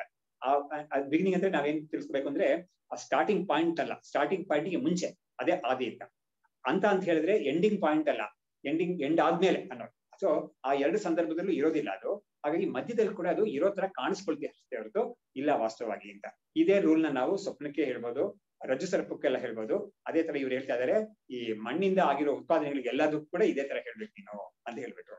ಅದೇ ತರ ಬಂಗಾರದಿಂದ ಆಗಿರೋ ಎಲ್ಲ ಉತ್ಪಾದನೆಗಳಿಗೂ ಕೂಡ ಇದೇ ತರಾನೇ ಹೇಳ್ಬೇಕು ನಾವು ಅಂತ ಹೇಳಿದ್ರು. ಅವಾಗ ನಾವು ನೋಡಿದಾಗ ಗೊತ್ತಾಗುತ್ತೆ, ನಾವು ಬಳಕೆ ಮಾಡ್ತಾ ಇದೀವಲ್ಲ ಆ ವಸ್ತುಗಳೆಲ್ಲ ಇದೆ ಅಂತ ಎಷ್ಟೊಂದು ಅದಕ್ಕೆ ಬೆಲೆ ಕೊಟ್ಟು, ಅದಕ್ಕೆ ಎಷ್ಟೊಂದು ವ್ಯಾಲ್ಯೂ ಕೊಟ್ಟು, ಅದನ್ನ ಕಾಪಾಡ್ಕೊಳ್ಳೋಕೆ ಎಷ್ಟೊಂದು ನಾವು ಇನ್ಶೂರೆನ್ಸ್ ಎಲ್ಲ ಮಾಡ್ಕೊಂಡು ಎಲ್ಲ ಮಾಡ್ತಾ ಇದೀವಲ್ಲ, ಆಕ್ಚುಲಿ ಇಲ್ದೇ ಇರೋ ಪದಾರ್ಥಕ್ಕೆ ನಾವು ಮಾಡ್ತಾ ಇದೀವಿ. ವೇದಾಂತ ದೃಷ್ಟಿಯಿಂದ ಅದು ಸತ್ಯವೇ ಅಲ್ಲ. ಅದಕ್ಕೆ ನಾವು ಹೆಣದಾಡ್ತಾ ಇದೀವಿ. ಅದಕ್ಕೆ ಅದ್ರ ಮೇಲೆ ಜಗಳಗಳಾಗತ್ತೆ, ಅದ್ರ ಮೇಲೆ ಜಾತಿಗಳಾಗತ್ತೆ, ಅಣ್ಣ ತಮ್ಮದಲ್ಲಿ ಜಗಳ. ಆಮೇಲೆ ನನ್ಗೆ ಸುಮ್ಮನೆ ಇದು ನಡೆದಿರೋ ಕಥೆನೇ ಇದು, ಲೋಕದಲ್ಲಿ ಆಗಿರೋದನ್ನೇ ನಾವು ಮತ್ತೆ ನೆನಪು ಮಾಡ್ಕೊಂಡ್ರೆ ನಮ್ಗೆ ಅದ್ರ ಬಗ್ಗೆ ಇರೋ ಒಂದು ಇದು ಸ್ವಾರಸ್ಯ ಅದೆಲ್ಲ ನಮ್ಗೆ ಹೋಗ್ತಾ ಬರುತ್ತೆ. ಅದು ನನ್ನ ಫ್ರೆಂಡ್ ಒಬ್ಬ ಹೇಳ್ದ, ಅವನಿಗೆ ಅವರು ಬಂಗಾರದ ಕೆಲಸ ಮಾಡೋರು. ಅವರು ತುಂಬಾ ಮೂರು ಸಿಸ್ಟರ್ಸ್, ಅವನಿಗೆ ಮೂವರನ್ನು ತುಂಬಾ ಒಳ್ಳೆ ಕಡೆ ಮದುವೆ ಕೊಟ್ಟಿದ್ದಾರೆ. ಅವ್ರಿಗೆ ಎಲ್ಲ ತುಂಬಾ ಓಹೋ ಅಂತ ಇದ್ದಾರೆ. ಅವರು ಇವ್ರ ತಂದೆ ತೀರ್ಕೊಂಡಾಗ ಆ ಹೆಣ ಎತ್ತಕ್ ಬಿಡ್ಲಿಲ್ಲವಂತೆ ಆ 3 ಸಿಸ್ಟರ್ಸ್. ಏನೇನು ಒಡವೆ ಇದೆಯೋ ಎಲ್ಲ ತೆಗೀರಿ ಹೊರಗಡೆ, ನಮ್ಗೆಲ್ಲ ಕೊಡ್ಬೇಕಾದ ಭಾಗ ಎಲ್ಲ ಕೊಟ್ಬಿಟ್ಟು ಆಮೇಲೆ ಇದ್ ಮಾಡ್ಬೇಕು ಅಂತ ಅಷ್ಟು ಜಗಳ ಮಾಡಿದ್ರು ಅಂತ ಅವ್ರಿಗೆ. ನಮ್ಗೆ ನಂಬಕ್ಕೆ ಆಗ್ತಾ ಇರ್ಲಿಲ್ಲ ಅದನ್ನ. ಯಾಕಂದ್ರೆ ಎಲ್ಲ ಸಿವಿಲೈಸ್ಡ್ ಫ್ಯಾಮಿಲಿ, ತುಂಬಾ ಚೆನ್ನಾಗಿ ಎಜುಕೇಟೆಡ್ ಫ್ಯಾಮಿಲಿ ಅಂತ ಇರೋರು, ಅನುಕೂಲದಲ್ಲಿ ಇರೋರು, ಯಾರು ದಾರಿದ್ರ್ಯದಿಲ್ಲ, ಏನ್ ಕಷ್ಟ ಇಲ್ಲ ಅಂತವ್ರು ಕೂಡ ಏನ್ ಮಾಡಿದ್ರು, ಈ ತರ ಬಿಹೇವ್ ಮಾಡಿದ್ರು ಅಂತ ಅವನು ಹೇಳ್ದ ನಂಗೆ. ನಮ್ ಸಿಸ್ಟರ್ಸ್ ಈ ತರ ಬಿಹೇವ್ ಮಾಡಿದ್ರೆ ನನ್ಗೆ ನಂಬಕ್ಕೆ ಆಗ್ತಾ ಇರ್ಲಿಲ್ಲ ಅಂತ. ಎಲ್ಲರೂ ಜಗಳ ಮಾಡಿದ್ರಂತೆ ಆತರ. ಹೆಣ ಎತ್ತಕ್ ಬಿಡ್ಲಿಲ್ಲ ಅಂತ. ಏನೇನಿದೆಯೋ ಒಳಗಡೆಯಿಂದ ತೆಗೀರಿ ಎಲ್ಲಾನು, ನಮ್ಗೆ ಏನೇನ್ ಭಾಗ ಬರುತ್ತೋ ಅದೆಲ್ಲ ನಮ್ಗೆ ಬೇರೆ ಇಟ್ಬಿಟ್ಟು ಆಮೇಲೆ ಫೈಸಲ್ ಮಾಡ್ಬಿಟ್ಟು ಆಮೇಲೆ ಮುಂದಿದ್ದು ಅಂತ ಈ ತರ ಮಾಡಿದ್ರು ಅಂತ. ಸೊ ಈ ತರ ನಡೆಯುತ್ತೆ ಲೋಕದಲ್ಲಿ. ಭೂಮಿ ಮೇಲೆ, ಆಮೇಲೆ ಇದು ಒಡವೆ ಮೇಲೆ, ಇಂಥದ್ರ ಮೇಲೆಲ್ಲ ಬೇಕಾದಷ್ಟು ಆಗುತ್ತೆ ಲೋಕದಲ್ಲಿ. ಆದ್ರೆ ವೇದಾಂತ ಹೇಳ್ತಾ ಇರೋದು ಅದೆಲ್ಲ ನಿಜವಾಗ್ಲೂ ಇಲ್ವೇ ಇಲ್ಲ ಆ ವಸ್ತುಗಳೆಲ್ಲ ಅಂತ. ಅದ್ರ ಮೇಲೆ ನಾವು ಇಷ್ಟೆಲ್ಲ ಕಷ್ಟಪಡ್ತೀವಿ ಅಂತ. ಸರಿ, ಇಲ್ಲಿ ನಿಲ್ಲಿಸೋಣ. ಆದೌ ಅಂತ್ಯಚ ಯನ್ನಾಸ್ತಿ ವರ್ತಮಾನೇಪಿ ತತ್ತಥ ಅಂತ ಗೌಡಪಾದರನ್ನ ಸಂಸ್ಕರಣೆ ಮಾಡ್ಕೊಂಡು ನಾವಿಲ್ಲಿ ನಿಲ್ಲಿಸೋಣ. ಶಾಸ್ತ್ರಂ ಶಾರೀರ ಮೀಮಾಂಸಾ ದೇವಸ್ತು ಪರಮೇಶ್ವರಃ ಆಚಾರ್ಯ ಶಂಕರಾಚಾರ್ಯ ಸಂತು ಮೇ ಜನ್ಮ ಜನ್ಮನಿ ಸಂಪನ್ನಂ ವೀತರಾಗಂ ವಿವೇಕಿನಂ ವಂದೇ ವೇದಾಂತ ತತ್ವಜ್ಞಂ ವಿದುಷೇಖರ ಭಾರತೀ. ನಮಃ ಶ್ರೀ ಶಂಕರಾನಂದ ಗುರುಪಾದಾಂಬುಜನ್ಮನೆ ಸವಿಲಾಸ ಮಹಾಮೋಹಗ್ರಾಹಗ್ರಾಸೈಕ ಕರ್ಮಣೆ ತತ್ಪಾದಾಂಬುರುಹದ್ವಂದ್ವ ಸೇವಾ ನಿರ್ಮಲ ಚೇತಸಾಂ ಸುಖಬೋಧಾಯ ತತ್ವಸ್ಯ ವಿವೇಕೋಯಂ ವಿಧೀಯತೆ. ಓಂ ತತ್ಸತ್.